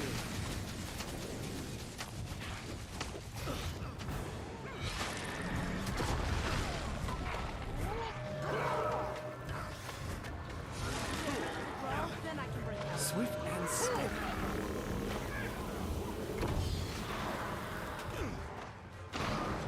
All right. Oh yeah, no, like, there's so much stuff that MMOs do well, but it is just one of those things that, because so many depend on you logging back in each and every day, that it ends up being this big annoying thing you have to worry about, like, constantly logging back in again and again. Okay, so he's actually in trouble.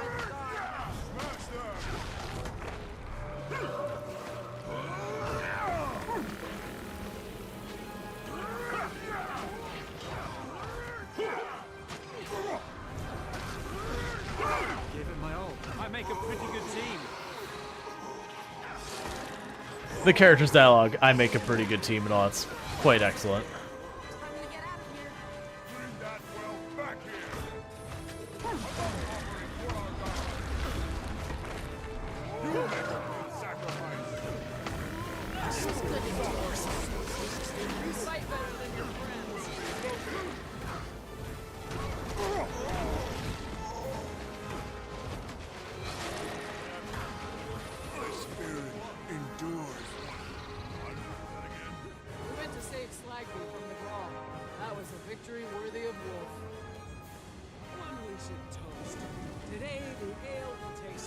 All right.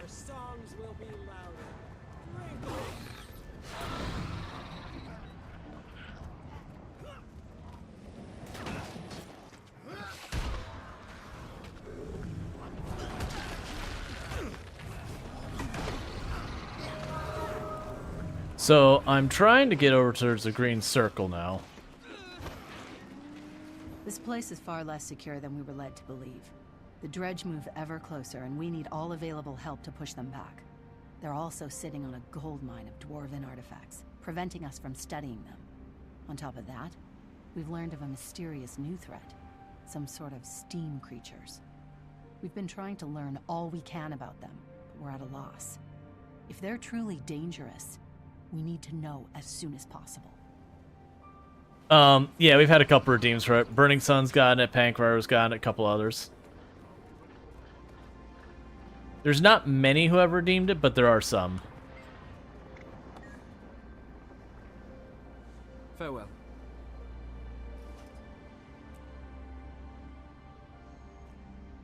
Oh, right, there's a sell trash button, isn't there?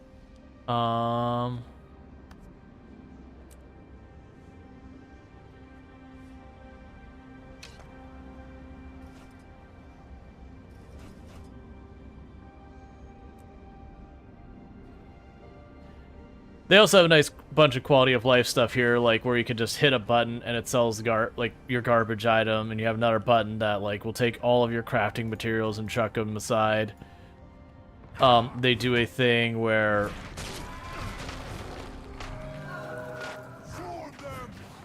sorry, just trying to manage this, but they also do a thing where if you have quest rewards, you don't have inventory space, it puts it to your mailbox kind of thing where you can go collect it later.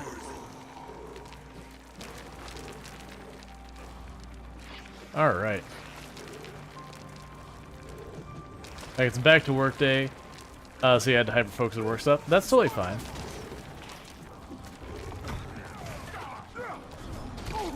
Get off my mountain. Oh. In my mind, I thought I knocked them back. It was like, oh, right.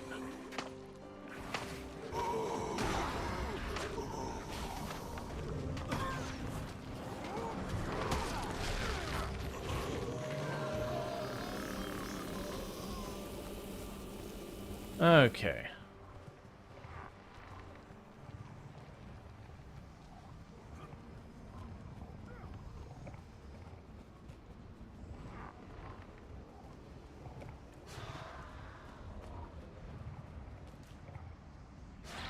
So I believe we can go down here and cut across down to this area.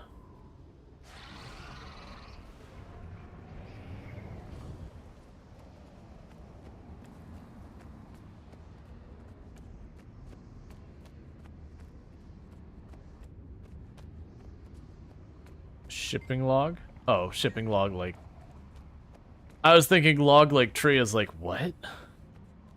What's a shipping log? Oh, good.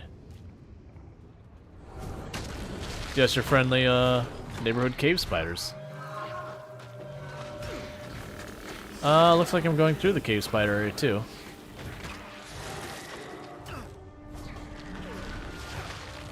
Or maybe I'm not. Actually, I might not be. You can never learn enough.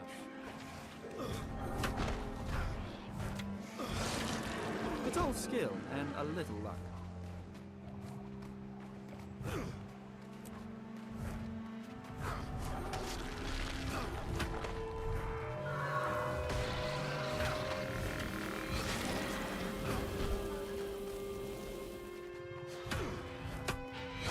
And you can run past stuff, but you know, they don't do the thing in World of Warcraft where you get hit from behind, you get dazed, and you can't do anything. Oh. Yeah, no, actually it looks right. It's probably fine. Because that was always the one that annoyed me is like later on in World of Warcraft until they had flying mounts, you get dazed trying to cross everything, so you had to fight stuff. Oh, no, wait. I do have to go there. Alright, so we gotta go through where the spiders are. To reach the bridge, to get across the way to the waypoint towards the quest location. With the raptor, I would feel comfortable just dashing by, but again, they took it away from us. Yeah, it's the mount tab. You hate that, Days? It was pretty obnoxious. Because, like, you go through a low-level zone that was, like, really narrow paths, and you're like, I don't want to fight all these monsters. They're worth nothing to me. But they would still aggro and occasionally get the days off, and you're like, come on, man.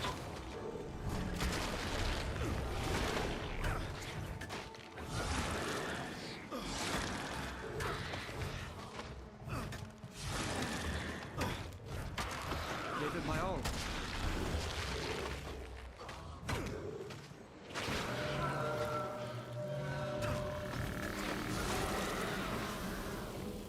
Well, this one's also interesting that your weapons determine your spells. So, like, if I switch my main hand weapon... Well, sorry, it's a mix.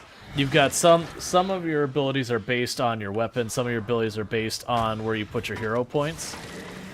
So if you want to, like, mix up your build, you can literally just change your weapon. And I've got different set of spells.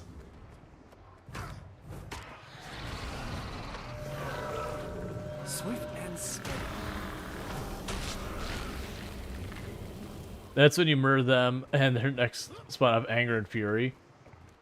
Raising your iron fist. I only get better. Pretty much.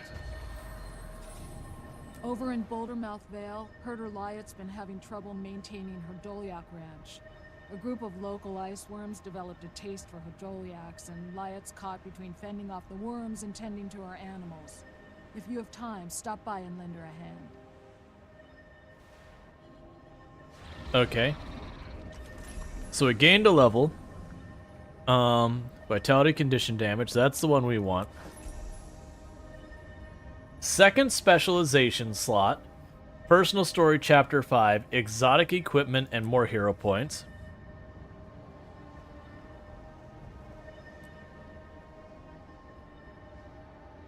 We have to deal with inventory soon. I keep putting it off.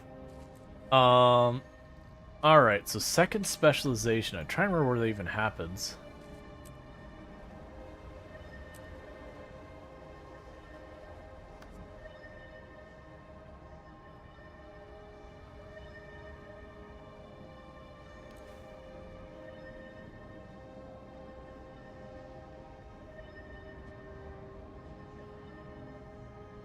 Okay.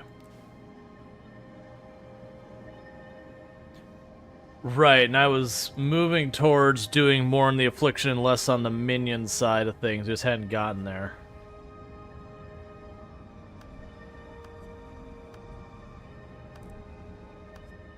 I don't at all remember what the specialization slots were. Or half the stuff.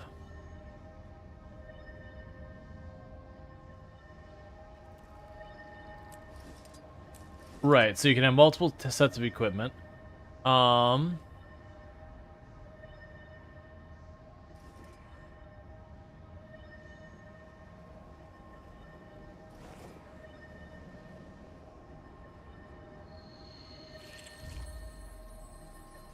Okay.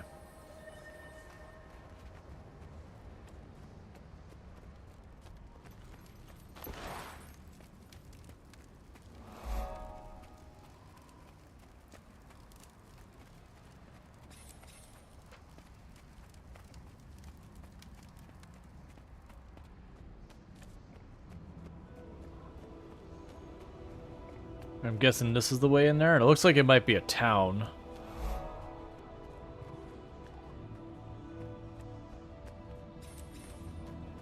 Try going around the other way.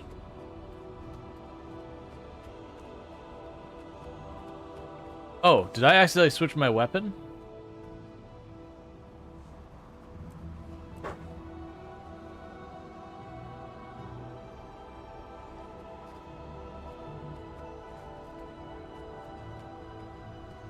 What happened?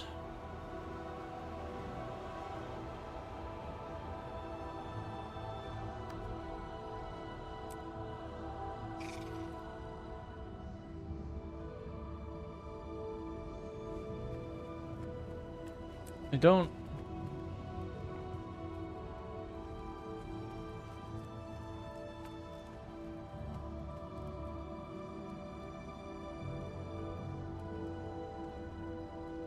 Okay, I'm confused. Oh, slot skills. Based on your conditions, gaining health for each one, you become vulnerable. Healing Seed, we got a bunch of minion stuff.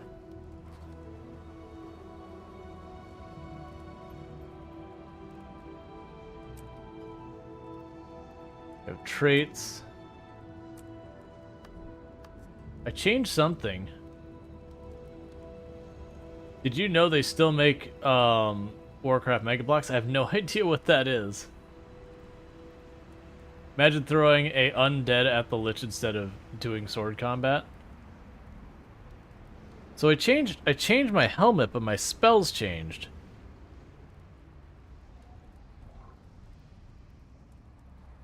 So marks, it describes a mark that bleeds a foe when they trigger it.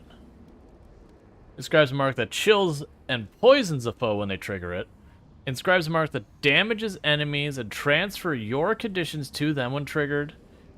Inscribe a mark that inflicts fear on foes when triggered. And that's just like straight up damage. We still have our minions.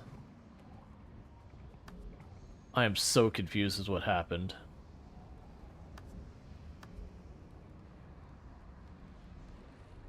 Like, cause my weapon still shows the same.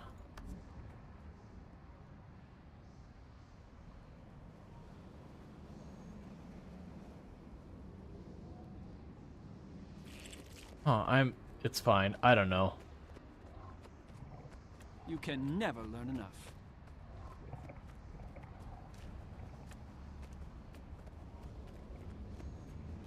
Oh, here we go.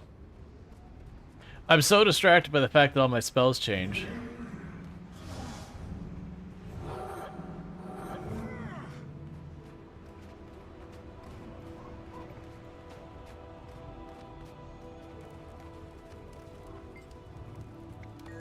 Oh, it's just a dialogue box. I didn't know what that symbol meant over their head.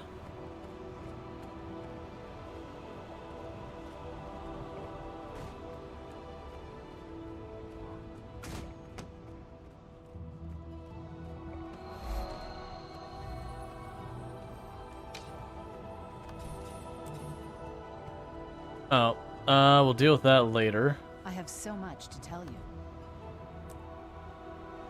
So sell the junk. Alright. And there's an entire salvaging mechanic around here. Oh, it costs whatever those are.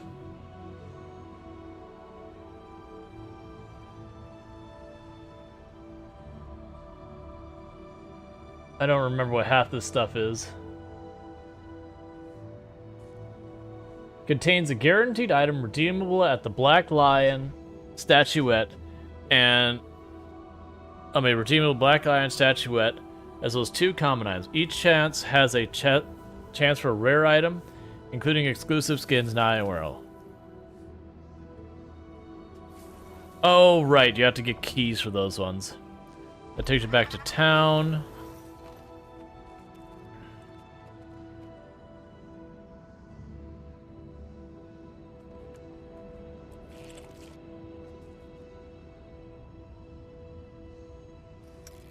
We need to find more maps.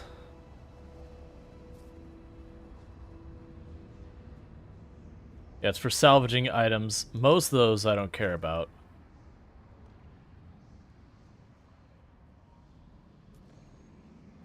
Knowledge is the greatest treasure. I need to find where the bank was where I can store items. Too much has been forgotten. So you're exchanging stuff there.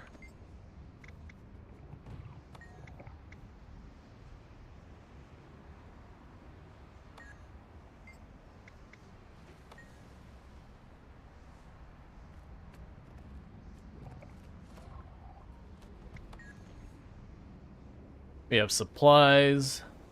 So I think this is like an area that's got a lot of stuff going on.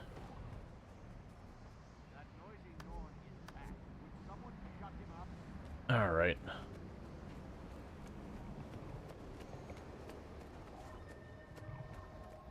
And then the Azura Gate, which I'm assuming is a way we can fast travel places. Probably introducing us to a new town.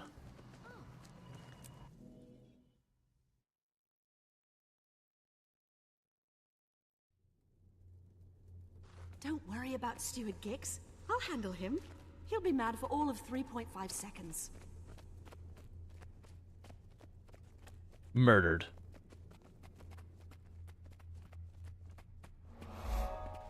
Come on, we need to show Gix these artifacts. Ah, Magister Siren. You've taken your time getting here. Come, introduce me to our new friend.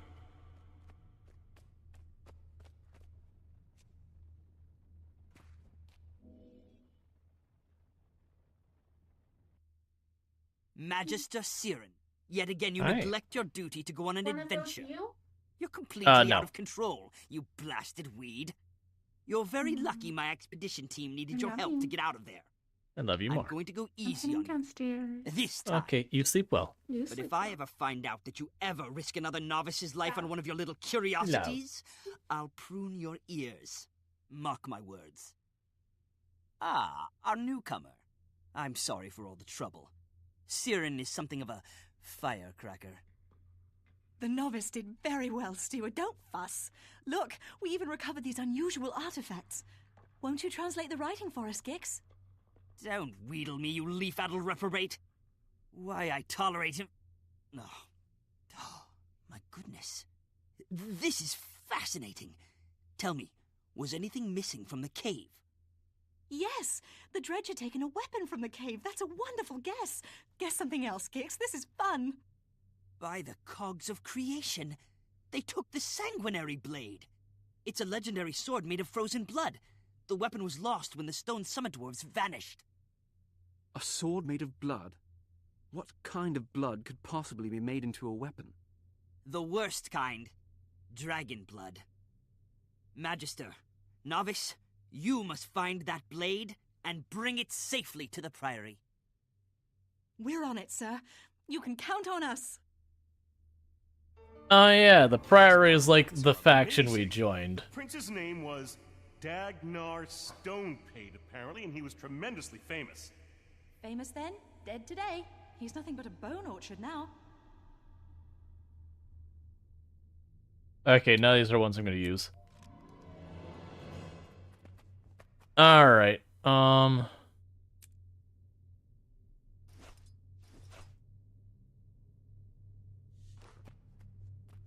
Oh, right, we're still in an instance. It's like, why can't I reach the rest of this town? Right. There's a hero point here.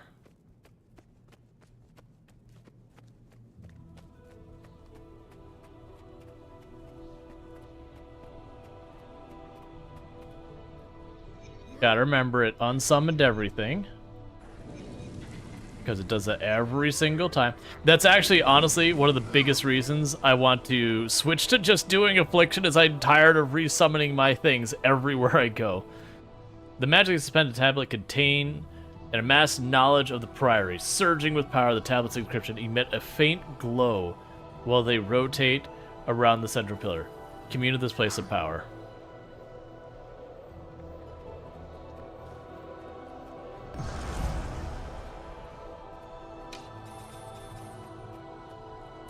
Alright.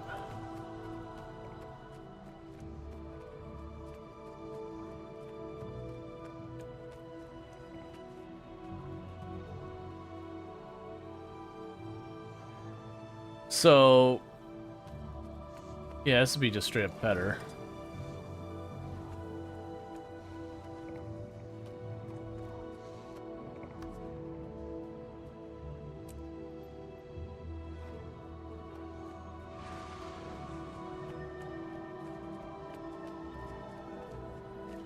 So I thought this was going to be like a whole city here.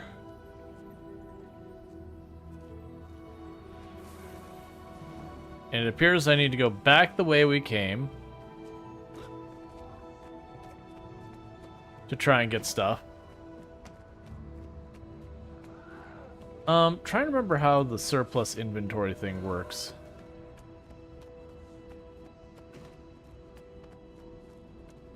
Because I have a feeling if I don't deal with that soon, I'm going to regret it. That I know it's got limits to it that won't let you just continuously, you know, draw from it until it's too late. You don't... Oh, I have weapon sets. Okay, what the heck weapon sets do I have right now?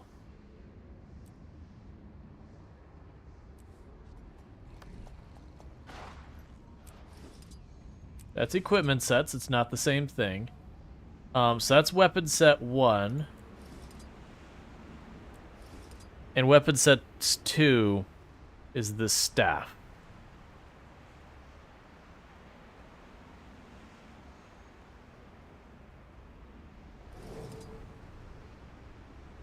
I don't...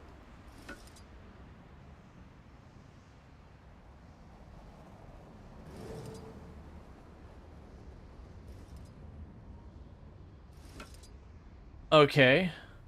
I don't know why I can use that one but not a different one.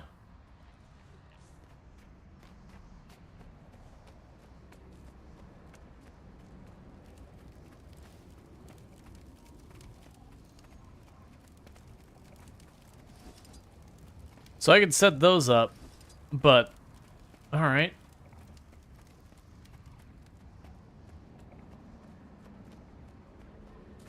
And I'm sure there's a button to fast swap or something.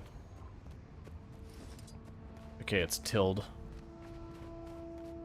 So here's the experiment I want to run. Can I hot swap these?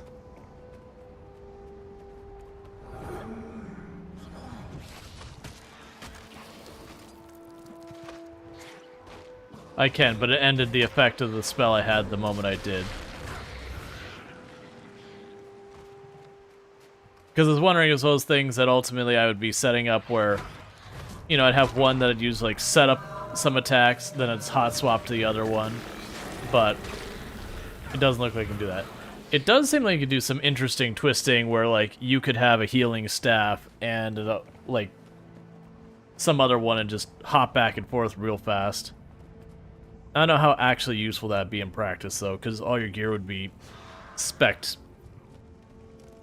in a way that wouldn't necessarily help.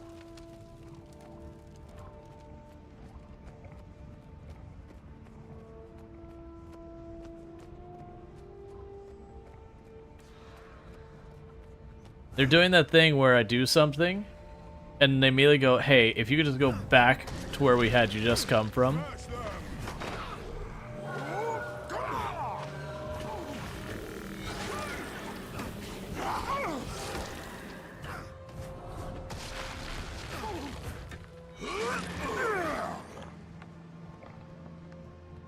Alright. The classic back and forth of MMOs everywhere. It's like, no, we need this area to last a little bit longer.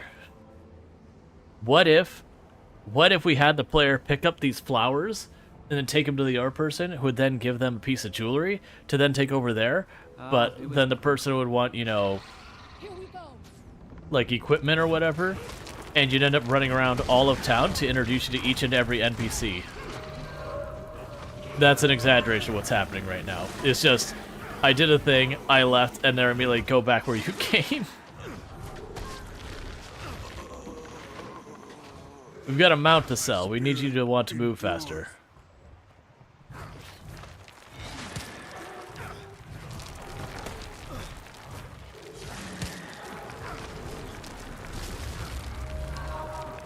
Sweet and steady. All right.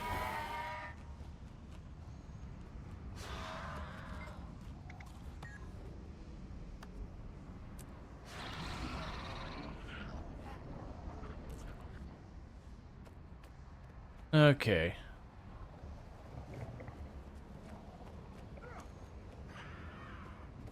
So looks like I need to go where that hunter is. All right.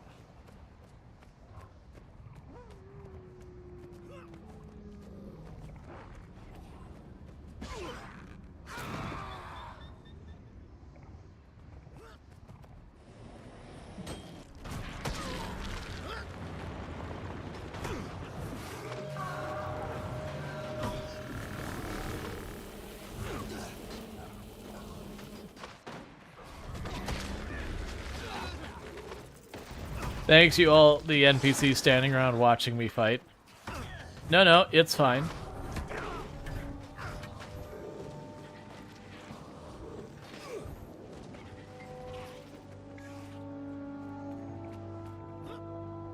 Alright, so let's see what we've got up in the cave. It does look like there's some ore nodes. I don't even remember what my professions were. I think I was dealing with, like, tailoring and everything. I know I still have a profession slot free. I don't remember why, though.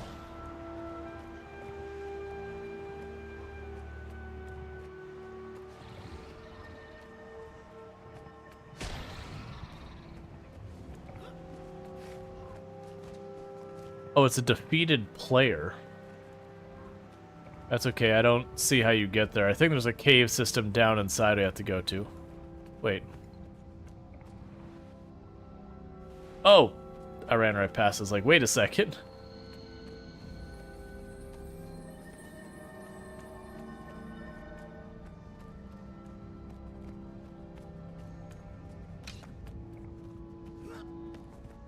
I think I'm leaning towards Medieval Dynasty after this. I do need to get back to RimWorld soon to wrap up that run. I don't know. I think we'll put up for a vote later.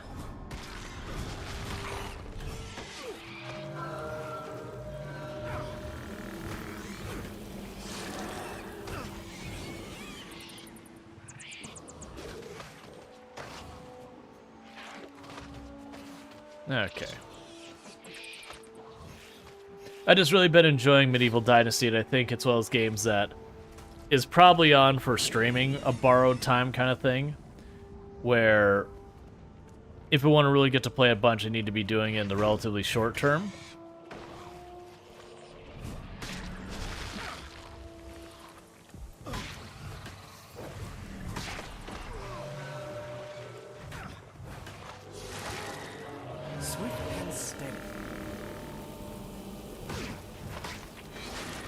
Oh, again, this is marked out here. What do I keep walking past?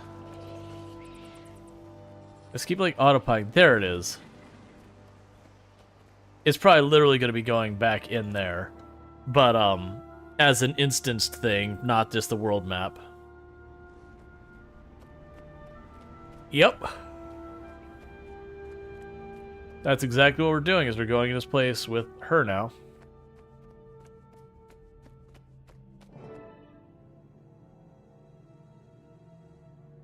Look at this place. It must be tremendously old. Centuries, even. Older than that. The Dwarven civilization lasted for more than 2,000 years, and this might be one of their first structures. It's so sad that the dwarves all turned to stone and went to fight the dragons. Sad, but brave. The Dredge brought the sword here to find a way to destroy it. We better hurry before they succeed. You're absolutely right. First, we have to cross that windy bridge. I can use my magic to fly, but you'll have to foot it. Those flags and the torches flutter when the wind rises, so watch them carefully.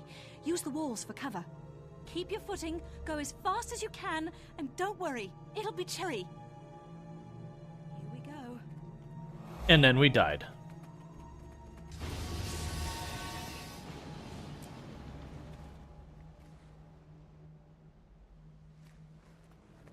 Watch the flags and use the walls for cover.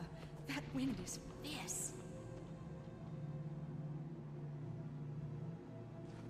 So I'm gonna get breaks in the wind? How's this work?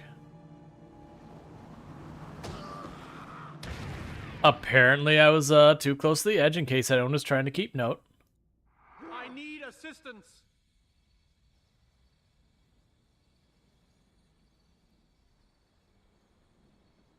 I was like, I'm behind the wall. It's like, no. Oh, thank you.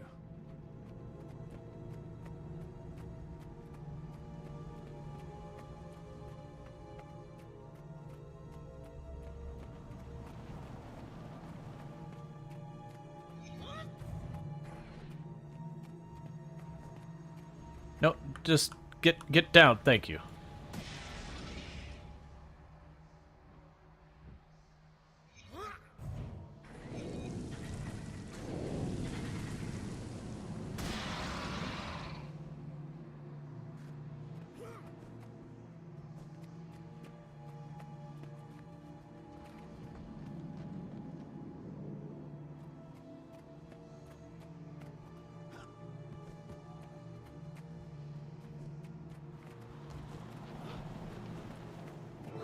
anyone want to live underground?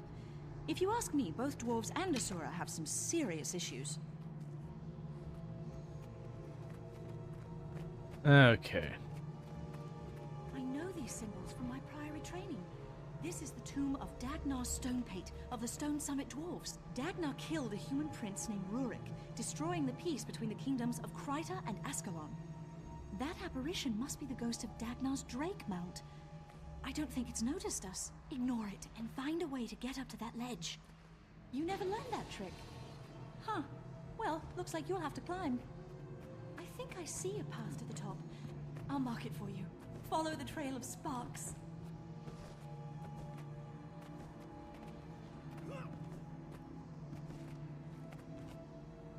I say she's like tied by Mari halfway onto it's like I see the path.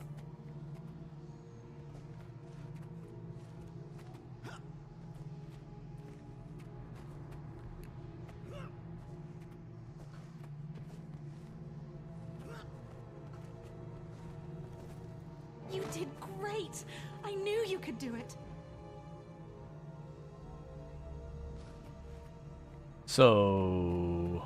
Whoever that Norn was, his friends took out this dredge. They took the sword, too. Nobody passed us on the way in, so they must still be in here. Maybe down this hallway. Let's go! I figured it was gonna hurt me.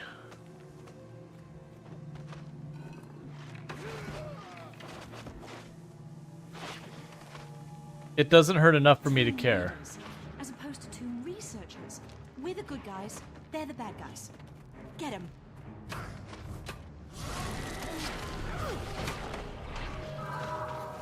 Swift and steady. Come to me, Minion. Alright.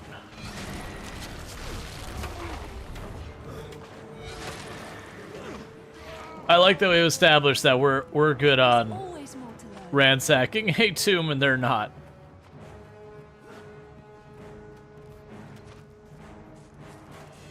What are you fighting? Are you fighting the tiles that shoot up spears? Well, you will have a good time, I guess. Attacking rocks, but you know, sure. Intruders! Protect the dragon's broadsword! Feel the cut of this sacred blade, mother. May Jormung's strength fill you. Destroy them! I will escape with the blade. I feel incredible strength coursing through my veins. Praise Jormung! Let's do this then.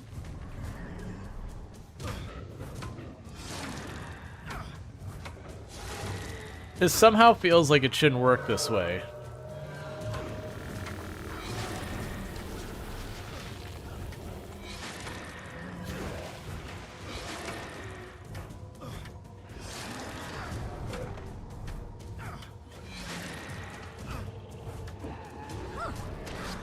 Something is definitely not working the way it's supposed to, considering I am just standing here throwing attacks. And he's doing like some like really wimpy ranged attack that's doing pretty much nothing at all.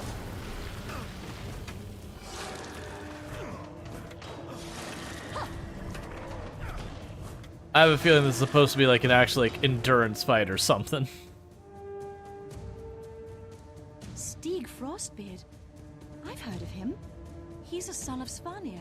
They're dragon cultists, and Stig is a mean one. If he's got the sword, it'll be nothing but trouble. Did you see what happened when the blade cut his friend?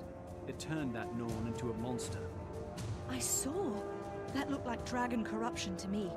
I guess the sanguinary blade really is made of dragon's blood. Gix was right. That's bad news for us, too. That sword will corrupt anyone that holds onto it for too long. Before we retrieve it for the Derman Priory, we'd better find a way to protect ourselves from the corruption. What about the sword's original scabbard? The dwarves must have made it strong enough to contain the blade. True. But how do we find that scabbard? It might be easier to create something of our own, using Priory knowledge. Give it a rumble in your brain, and let me know when you've made a choice. Give it a rumble in your brain? Okay. Welcome.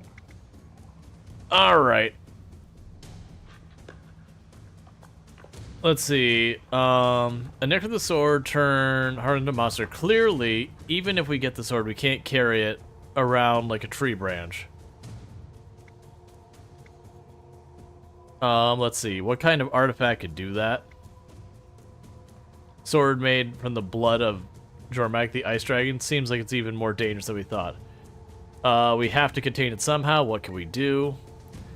Alright, so we have to make the choice. The dwarves must have made a sheath to protect them from the sword. Can we find it that should protect us? Or we could find something in the vaults. I'm gonna go, let's go check with the dwarves. And we have our choice of a strong staff. Nah, those are stats I care too much about. Alright.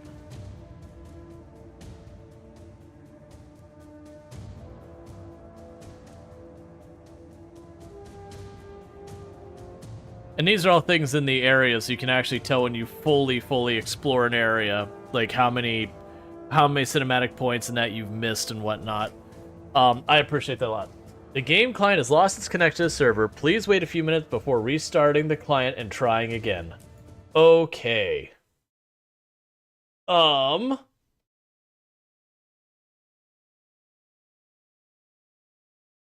We will see if that comes back up.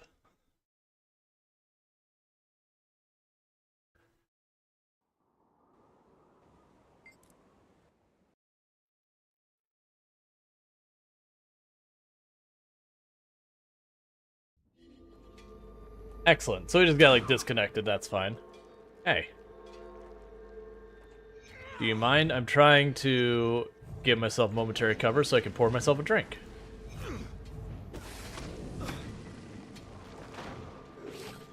Alright. Minions, do your stuff. Because I'm a little bit thirsty.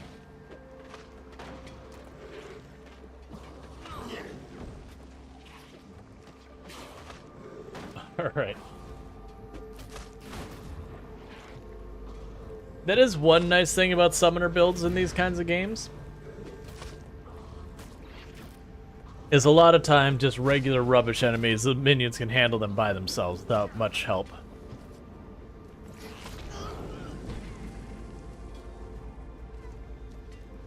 Okay.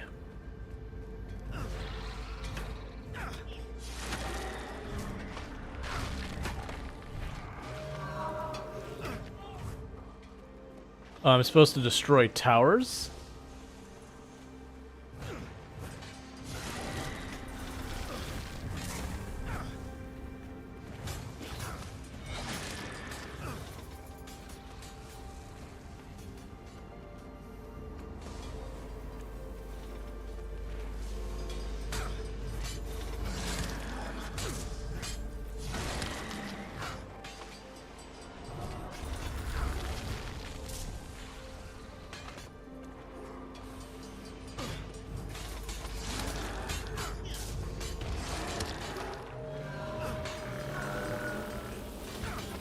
Yeah, so I don't have much time to try and knock this out, but...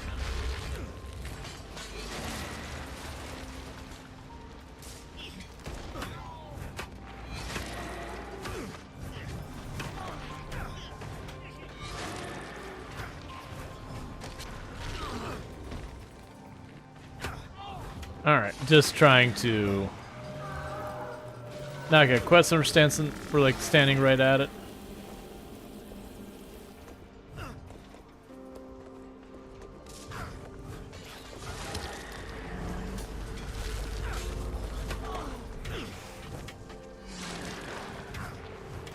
Alright. Yeah, so they're trying to like break their morale or whatever.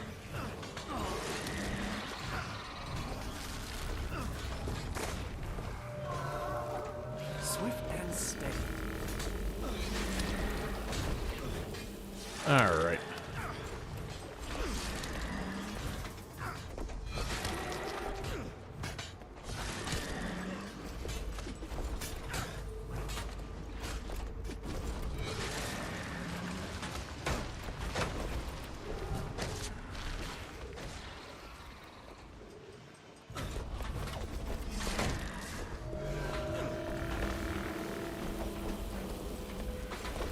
Okay, it ran up and grabbed me as I walked by.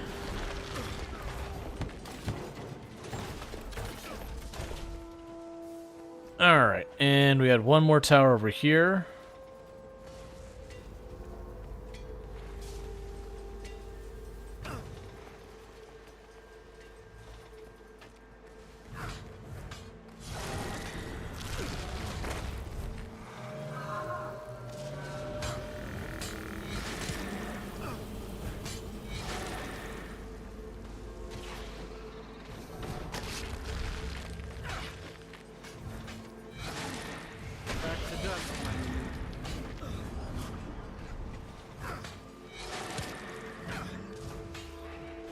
Okay.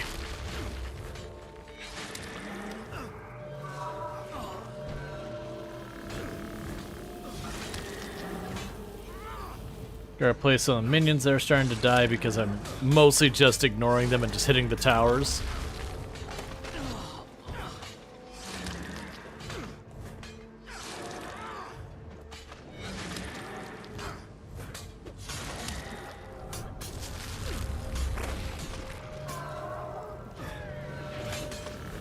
Okay, so pretty soon it should be dead.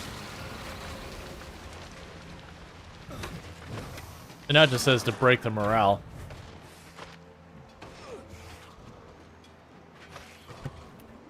Alright, sorry about that. So I guess you just kill a bunch. Now, I'm under the impression that, like, the late game they had dungeons and all that, but it's the same idea of what we have here.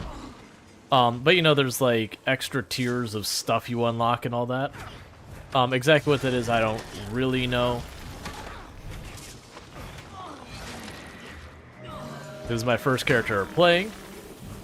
And I don't play frequently enough that I remember half the information when I get back.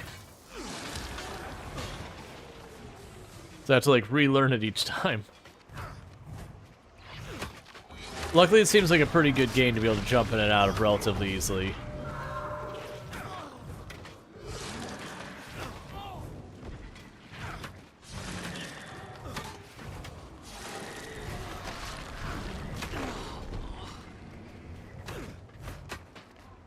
Swift and steady.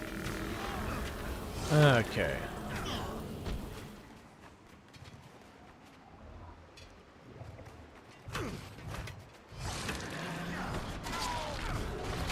Just dropping by before you head off to bed. I hope you're having well, and I hope you enjoy the rest of the stream. Well, thank you. I appreciate it. You're making pretty good progress. You've gained, what, 2 levels in the game today? Oh, it is actually finally sitting there being like, yo, your inventory is like actually proper full. And that'd be a 3rd level. I know we use these.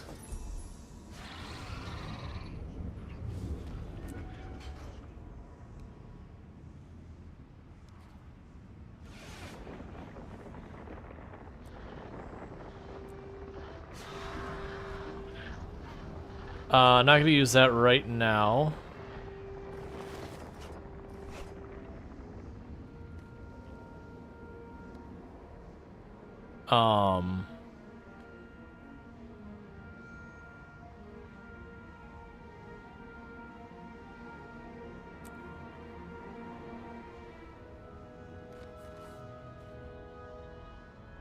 Okay, and both those are temporary buffs I'm not going to bother grabbing.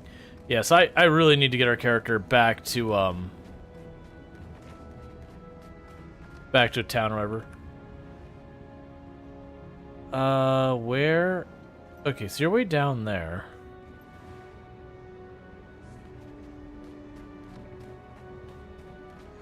I gotta get up back to the road, and then we'll need to cut across back to the next waypoint. You never played Guild Wars? I've only played a couple of times. I've enjoyed what I've played, but it's not a game I have a lot of time or experience in for the most part. Like, this is literally my first character, and they're only like 40-something. Is it like World of Warcraft? In a lot of ways, yeah. Over here. Legion calls. Please, I need help.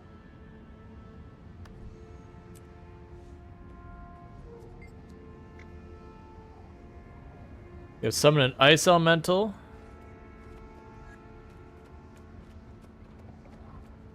Okay, it's an elite enemy.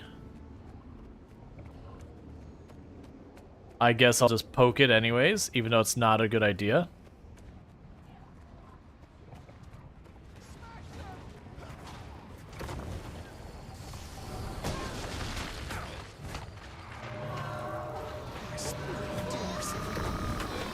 Luckily someone else is here, so this won't be that bad.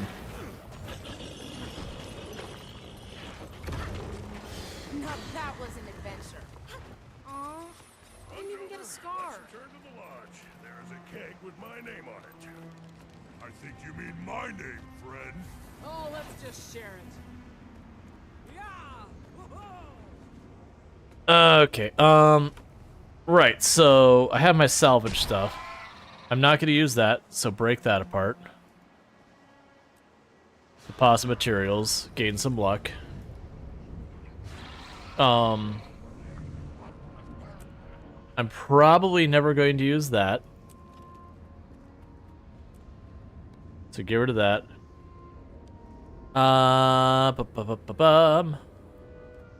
You are a what? You are a warhorn. You're lucky the Growlers are so stupid. These are all healing stuff. Sis, the guy who almost died to an I'm gonna. ice elemental. I'm sure I'll end up regretting that, but That's true. There. Inventory's managed for a little while. Okay. Yeah, no, it's like World of Warcraft. It's an MMORPG. There's tons of people in the world. You run around and, like, finish quests, progress the story, yada yada. You have your classes and whatnot. It has the same similar, like, race/class locking where, you know, race is X, Y, Z. Nah, it's not gonna be a full night of Guild Wars. When I have the redeem for, like, Make Me Play, I usually only do it for half a stream. So we still have a little bit longer, but then we'll end up switching over to, I think we're going to go with Medieval Dynasty, is what I'm thinking we'll switch to. I'm not 100% on that.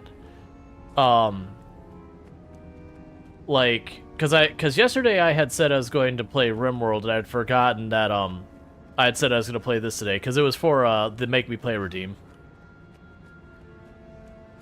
You finished RimWorld then? No, I've got, I probably have 1 or 2 streams left in RimWorld before I finish the run we were on. Okay, so I need to go across here. I'm just gonna run by, I don't care about these enemies.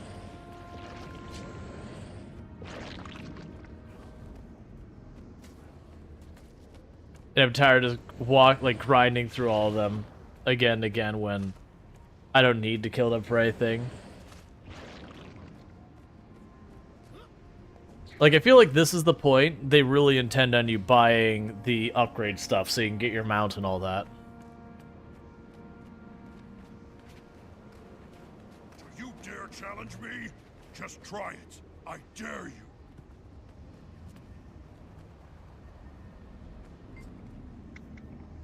By the bear, one of us is going to get hurt. And it's not going to be me.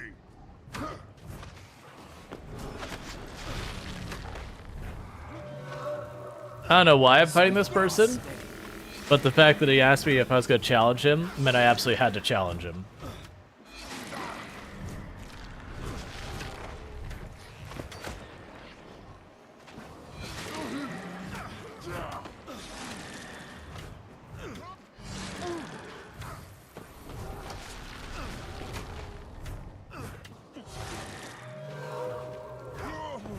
Thank you. Oh, truly. Rydar Rock Crusher has been defeated? Thank the gods. He'll go on forever if someone doesn't stop him. Really gives a guy a headache. Okay. Oh, I could just buy ale from them. I'll see you around. But yeah, no, RimWorld, we're at like 280,000 wealth of our last reset out of the 350,000 I need. So it very genuinely is probably 1, maybe 2 more streams. Again, assuming like we don't suffer some horrific loss or whatever. Because it is RimWorld, and things can go sour at any time. But, Assuming that doesn't happen, I can imagine it's getting pretty close to wrapping up that run. Then I either got to decide on what I want to do for my next run, or just, put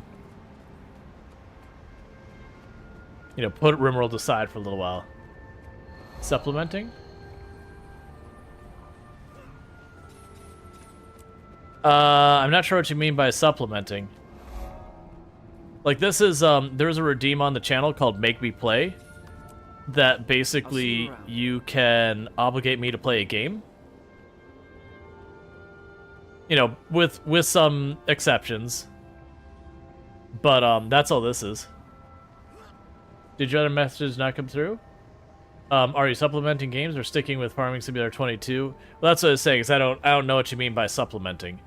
I am a variety streamer, so I will be switching games pretty regularly. That's it. Like right now, I have been enjoying Medieval Dynasty and Farming Simulator 22. But my guess of what's going to probably happen is we'll probably finish our RimWorld run, and if we come up with another idea I want to do right away, we might just play more RimWorld, or I might swap RimWorld out for a little while. Something in the mountains seems to call to them, something that speaks to their elemental nature. My research partner, Suki, maintains a lab east of Rock Lair. I'm sure she could use some help wrangling the beasties. Thank you, Ushse, for subscribing for 1 month. Thank you, Ushse, for the tier 1 sub. I really do appreciate it. Hope you enjoy your advertisement previewing as well as access to the emotes. But yeah, so I debate a bunch of different games, like bringing back in. I've debated like doing a new run of Oxygen Not Included because I haven't played that in a long time, and we had a bunch of fun with that.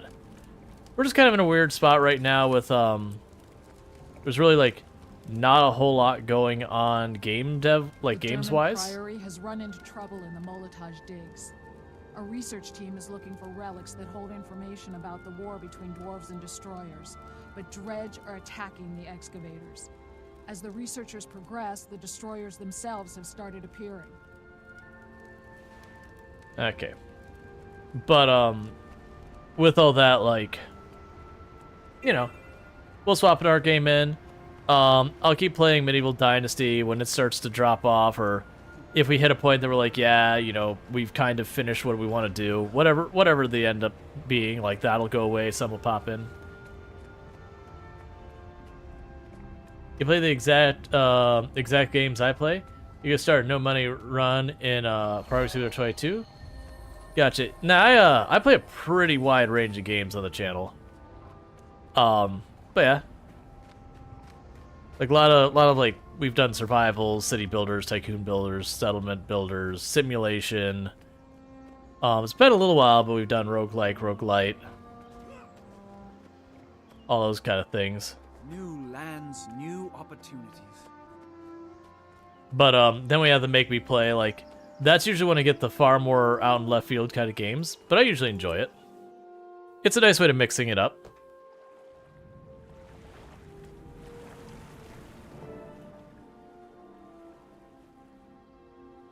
Isn't it amazing? Hundreds of years ago, this was a proud stone summit fortress. They were a group of xenophobic dwarves, cruel, brutal, and unyielding. They're the ones that enslaved the Dredge. Well, mostly. Now look at it. Everything it stood for, both good and bad, has been washed away by time. I'm continually amazed at Tyria's resilience. The Stone Summit kept their most valued artifacts here. The Priory retrieved quite a bit, until those nasty pirates moved into the area. You think the scabbard's still down there? I'm sure of it, Novice. The question is, how do we convince the pirates to let us poke around? Buy them some beer? Ooh! Convince them we're just shrubs! I like the idea of convincing them, but I think we should use our convincing weapons. Come on. Okay. Possibly go wrong. I defy Yeah, it's your bread and butter resource management, city building, roguelike? Gotcha. Do you recall your fate on Noble Fates? Let me see if I can't quickly refresh my brain on which one Noble Fates was. Because I know there was one...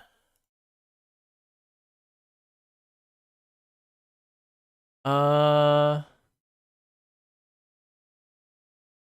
played it. I think this is one I actually, was Was this one of the ones I actually really enjoyed, or... I never came back to it, for what it's worth. I don't remember which one that was, unfortunately. I'd have to... I've debated keeping a list of the games I play and what my thoughts were on it. It was unfinished, if you recall correctly. Gotcha. So it's probably those ones I played at the one time was like, oh, you know, this really needs more time. Because I'm trying to remember, there was definitely one I played that I was very not down with because it got, like, really weird and uncomfortable at some of the decisions the one had made, but I don't think that was Noble Fates.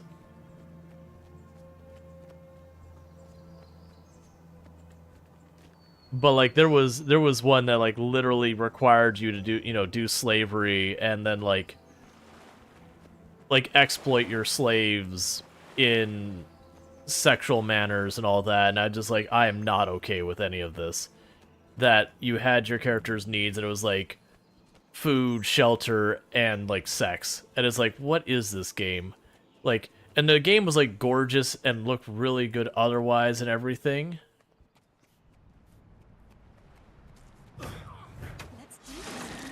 Oh, yeah, I think I remember that one. Yeah, no, it's, I generally had a positive stance on it. But, yeah, no, it was, I think it was, like, early access, not finished. I've gotten to a point with a lot of those ones. I'll usually play them enough to, like, kind of go, okay, how is this kind of thing? But, I've also found that for a lot of them, my patience of waiting for the early access... Yeah, no, it wasn't Noble Fates. Noble Fates isn't the one we're talking about for that. Noble Fates, I recall, you had, like, different towns and everything that you'd ally with and all that. It's so hard to remember. There's a lot of them. There's a lot of them you play that they just don't... Oh, well, that's mildly concerning.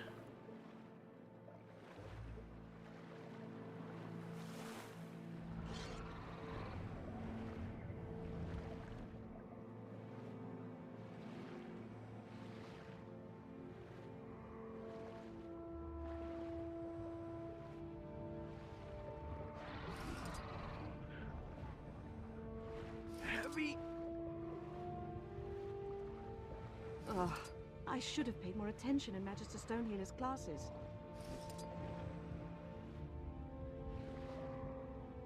Okay. They're just grabbing random... Okay.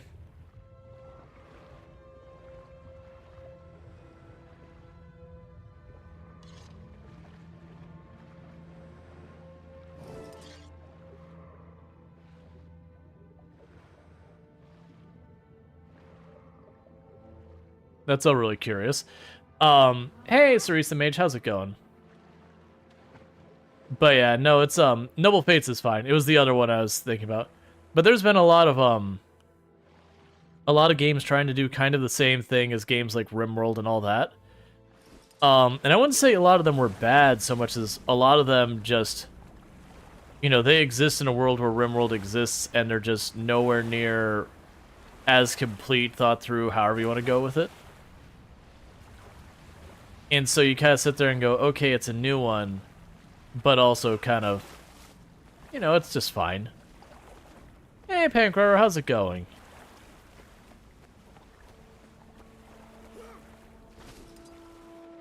It's kind of like one of the primary defenses I've seen people make for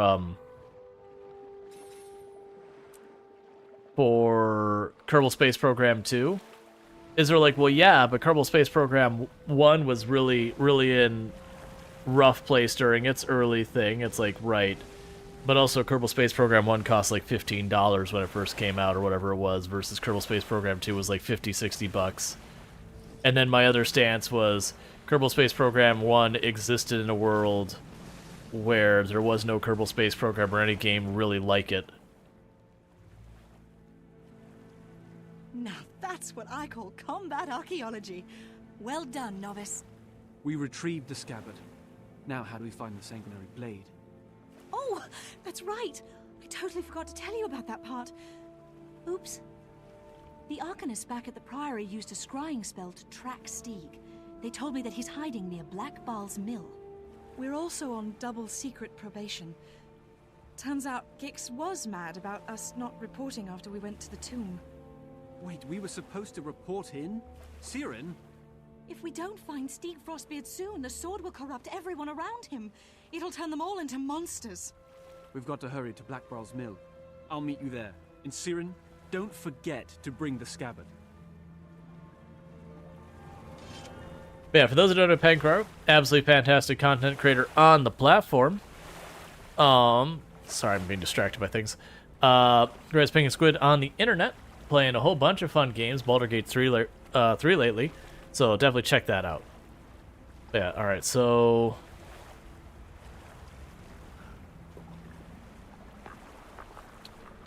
Where one path ends, another begins. all right. I'm doing good. So where do you want me to go now? I assume just keep going south, keep following the road. You can never learn enough. There's a hero quest and all that. I'm not too worried about it. Oh, right, instant change, so gotta resummon literally everything. I command you to rise again. Okay. Yeah, when the biggest competition for your game is the game you made, the sequel, that's trouble. Well, it's kind of one of those things that unfortunately people have to understand when you're making games that, like, you have to be aware of your competition. That doesn't mean don't make games, but you need to do enough to properly differentiate yourself or do what they did even, significantly enough better to justify it.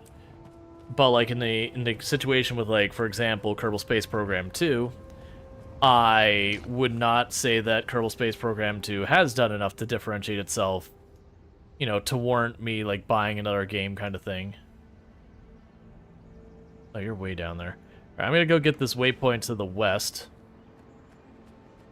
Like, in a lot of ways, most of the time it's like, okay, Kerbal Space Program 2 exists.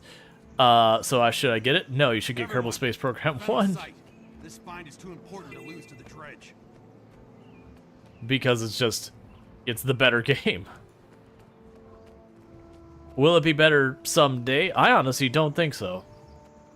And it pains me to say that. I think with how badly they did that, they kind of hurt their goodwill that they're going to probably do a bunch of updates. But it just doesn't feel like it's going to have the nearly as large of a following as Kerbal Space Program 1 did. And that's ultimately going to cost them the support they need to justify continued development in the long term. What is that thing? It's disgusting.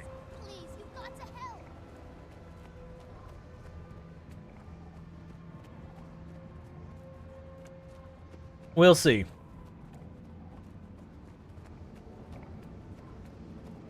I generally try and be positive, but in this particular case, we'll see. Sweet now, keep it up. Focus your attacks. Sweet now, keep it up. Focus your attacks. We gotta bring this thing down.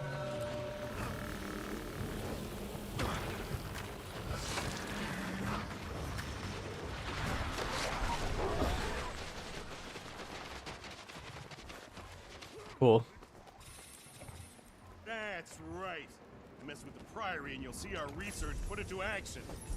We did it. Now let's find a way to prevent them from attacking again. Hit the books. The mark of a hero's travels. Trade this to the ancient armor smith of the capital to gain special rewards. Okay. And then junk.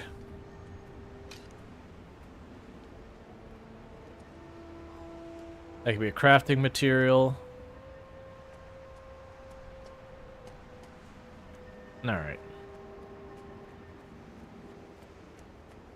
But yeah, so that's, and I would actually even accuse this of RimWorld, is like, RimWorld, they continue to update, which is cool, but if they were to look at the genre that is spun from them, like, all the quality of life stuff that's been added to the various games, all the stuff that's been added to it via mods and all that, like, very genuinely, they're at a point where it's like, hey, you know what?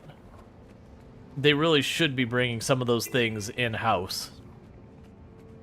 Lunatic was saying, I've had several conversations with World of Warcraft Classic and how Blizzard actually able to reboot and improve only small bits.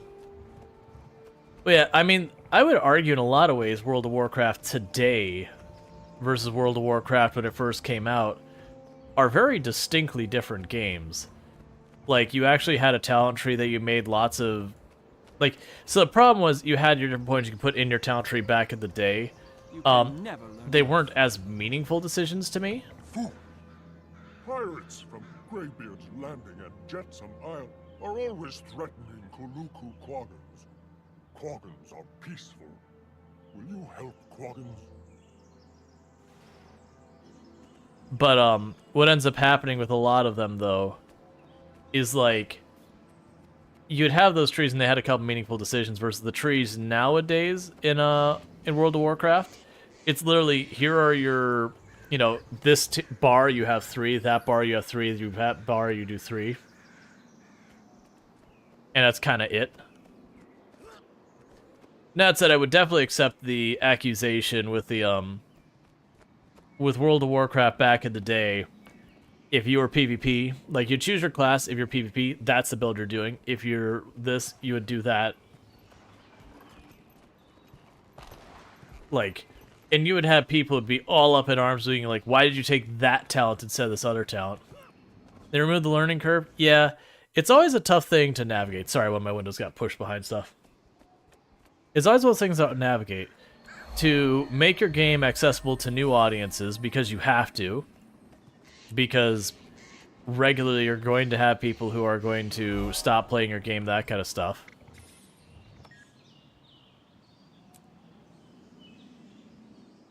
Okay.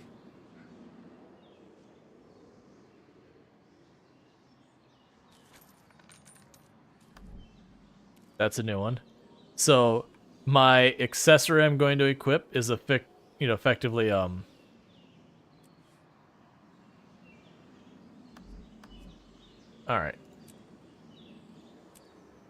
Trying to remember where half the stuff is.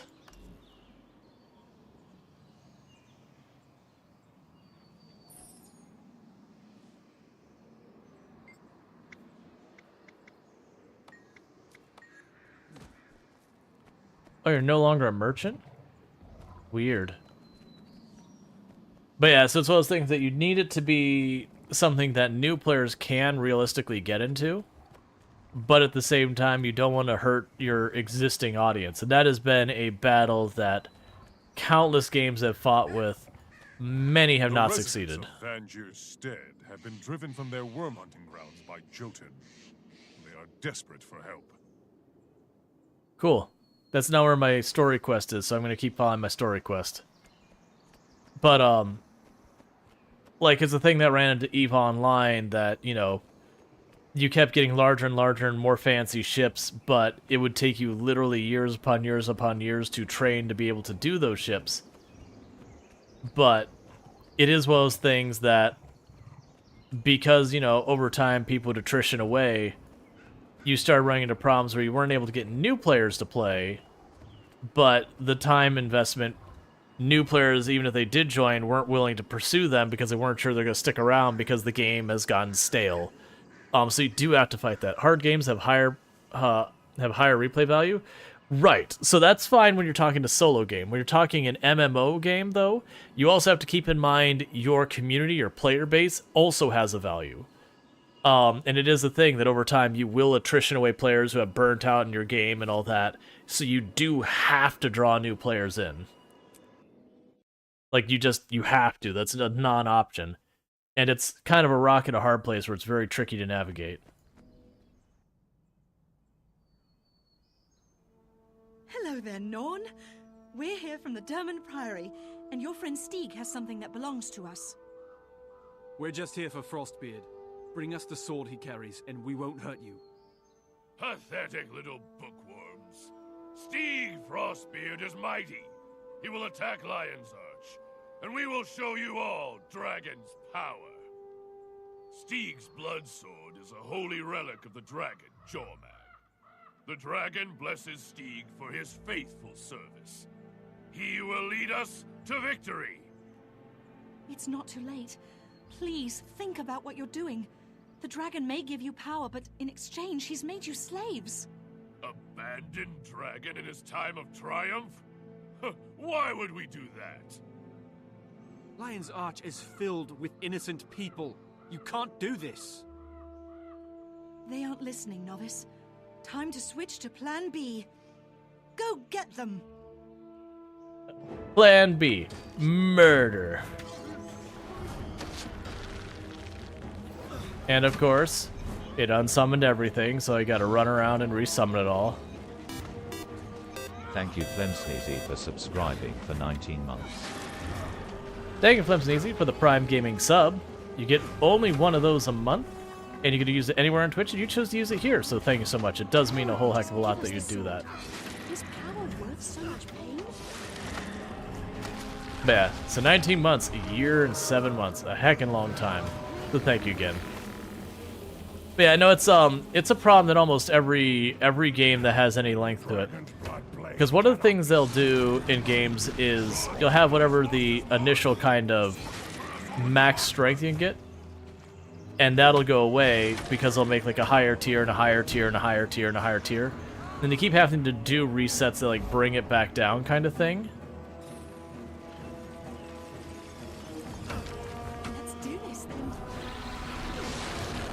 But just makes it so it's more and more of an insurmountable cliff to get new players in kind of thing.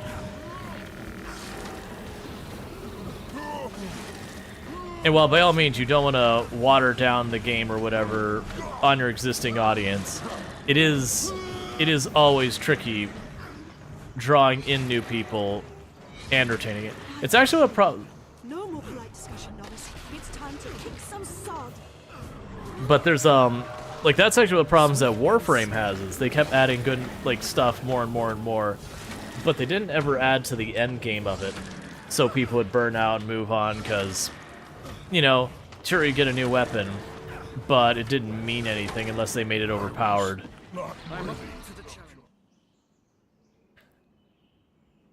Well done, Novice. The sanguinary blade is ours, and Lion's Arch is safe from Stieg Frostbeard.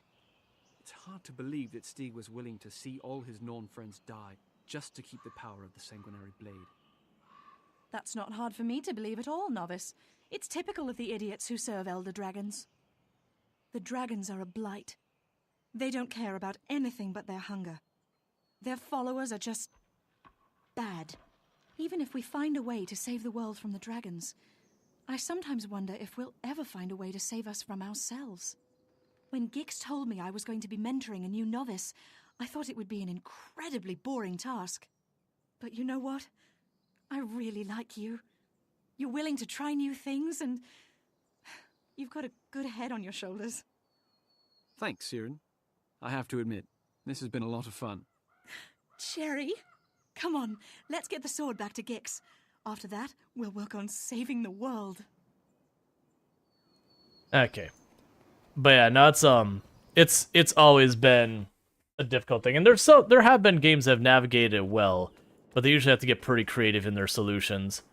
Some games what they'll do is they'll do like what Eve's done, where when you're a new player, there's ways you can effectively you get like bonuses to the speed you can level stuff up early on, and eventually they go away. I'm not gonna worry about the cores. We're just gonna go for the quests. So I can probably fast travel straight to Gix, can't I? Yep. But they can make ways to like kind of boost people forward. The same thing World of Warcraft also did is like when you get like the later DLC, they can boost your character. And actually they have player retention problems with where they boost those characters. But that is more, you boost your character, you don't know how half your skills work. And so it's just, you've been given all these things and it's just, you know, all the skills all the time. That's just kind of a whole lot to absorb at once, especially if it's a complicated class like Warlock. Or Shaman's pretty complicated as well.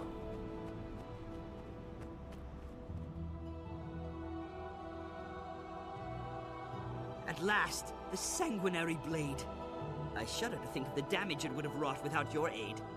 You've both done well. consider yourselves off probation. Further, novice, I hereby promote you to the rank of Explorer, with all the rights and privileges, etc., etc. I'd like you to continue your partnership with Siren. Perhaps you can keep this deciduous do-gooder out of trouble. Thank you, Steward Gix. I'd be happy to collaborate with Siren. We work well together. Poor Gix. You're just jealous that you're stuck in here being leadery and responsible while we're having all the fun. Yes, yes. I'm sure that's exactly what it is. Be that as it may, I must rely on you two for another project. Your next endeavor is a research assignment involving one of the lesser races of Tyria. Do try not to teach them bad habits, Siren. Explorer, get a briefing from Siren, and choose which species you'd like to study. Now, go. Okay. I have much to teach. Okay. I'm gonna go with the Quagons, because the Quagons are like the peaceful one. Quagons are an amphibious race, and they said to have once lived in the deep ocean, but something drove them towards land. I choose to study them. Okay. And we've already gained another level.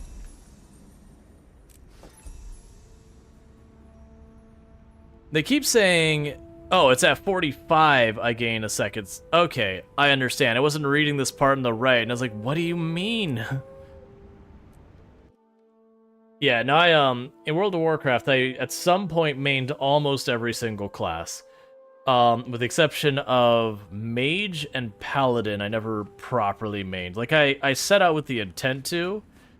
I just didn't end up getting into them nearly as much. Like, Paladin was just at the time, that's around the time I stopped playing kind of thing.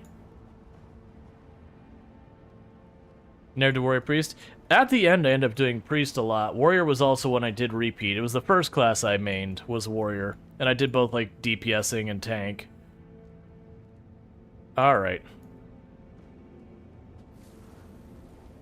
So, I don't see a world quest marked in the map.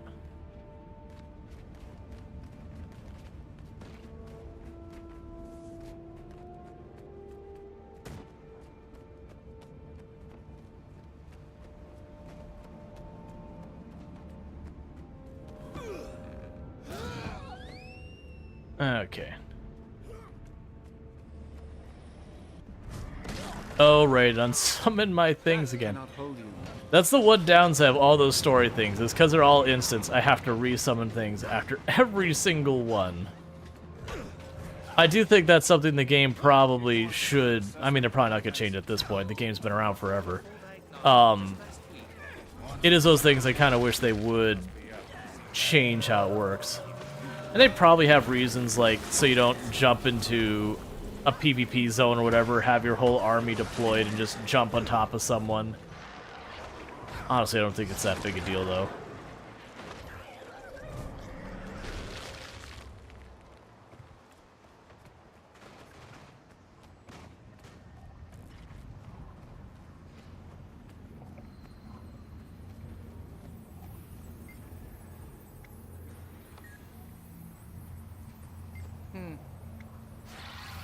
Oh.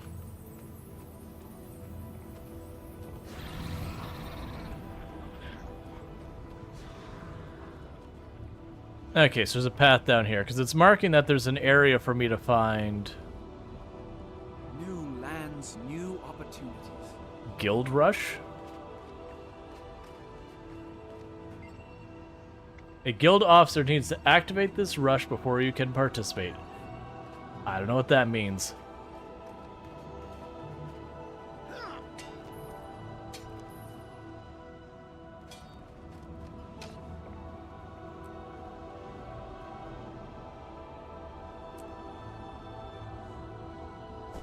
Alright.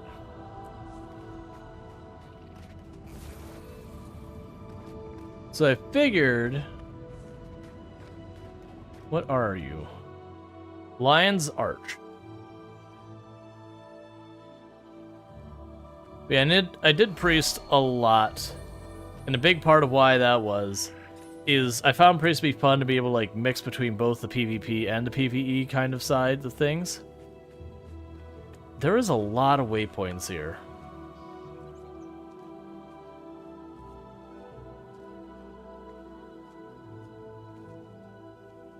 Oh, interesting.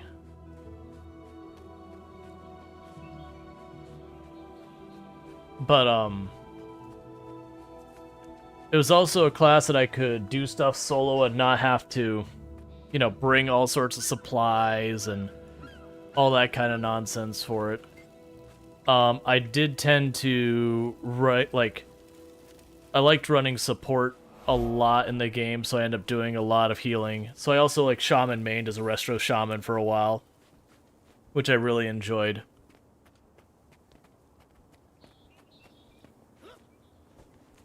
Rogue was one I didn't much care for. Like I did that for a while, and yeah, it was funny. You could sneak up on people and kill them before they had a chance to participate in the fight, but to me that rankled as it shouldn't work that way. Which I get is the whole MMO of Rogue is sneak up on someone and just do them in, but I don't know, I never liked that playstyle. Warlock is probably the one I played the most, though.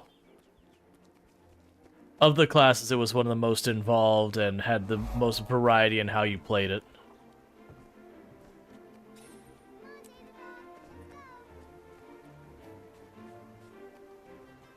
Okay, and I'm just discovering some of these points real fast. And then we'll see about this A Very Merry Winter's Day kind of thing.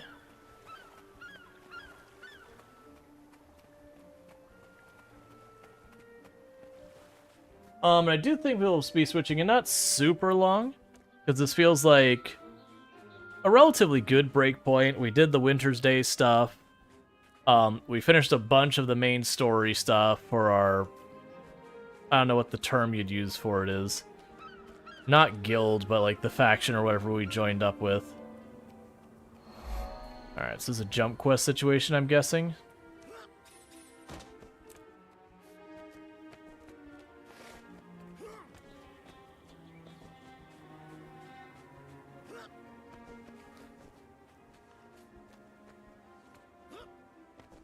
Or not.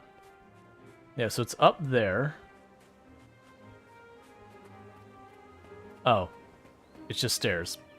The game likes to do jump quests a lot, so I tend to assume things are going to be jump quests.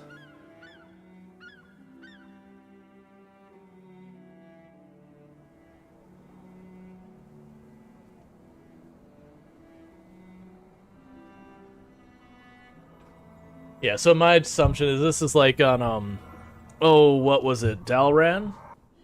Where they add, like, all the different gates that you'd go to Dalran, and you could just go from there to teleport almost anywhere. Now, was that Dalran? I can't remember where it was. It's been too long. But yeah. Just gonna go in and discover the portal area. And then that waypoint. And then what I think I'll do is at that point, I'll put up for a vote of what game we will follow this up with. It's going to only be probably 3 options, I think. But I'll let people weigh in on it.